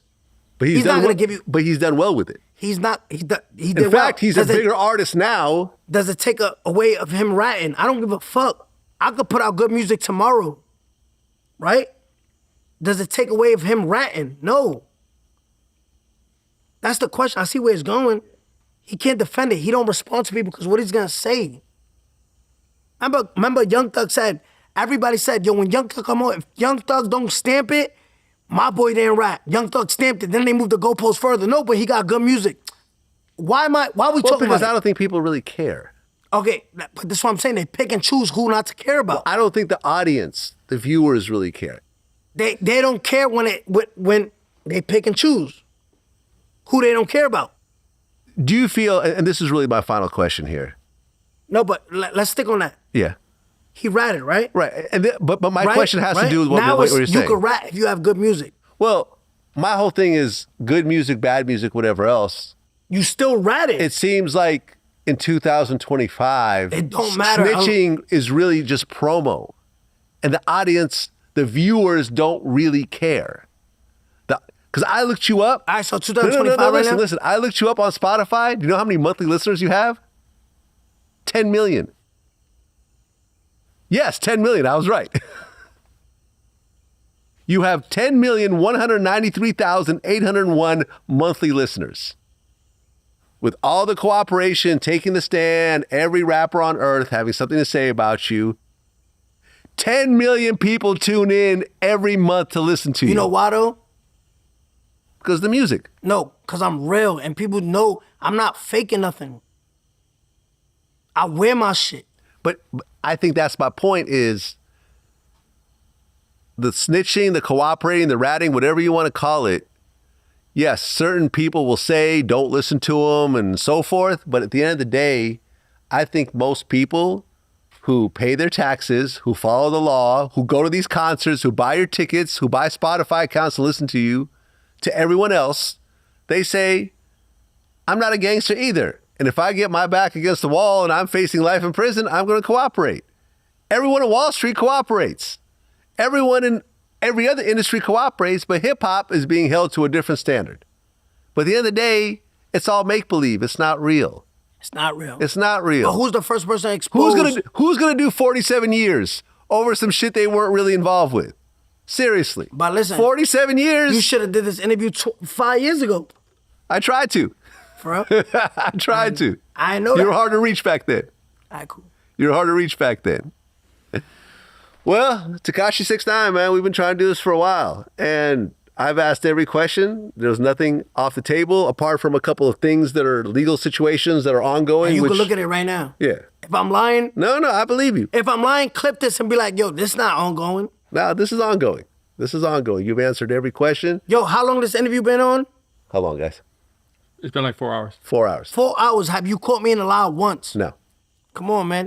Did I ever tell you don't bring up a situation? No. No.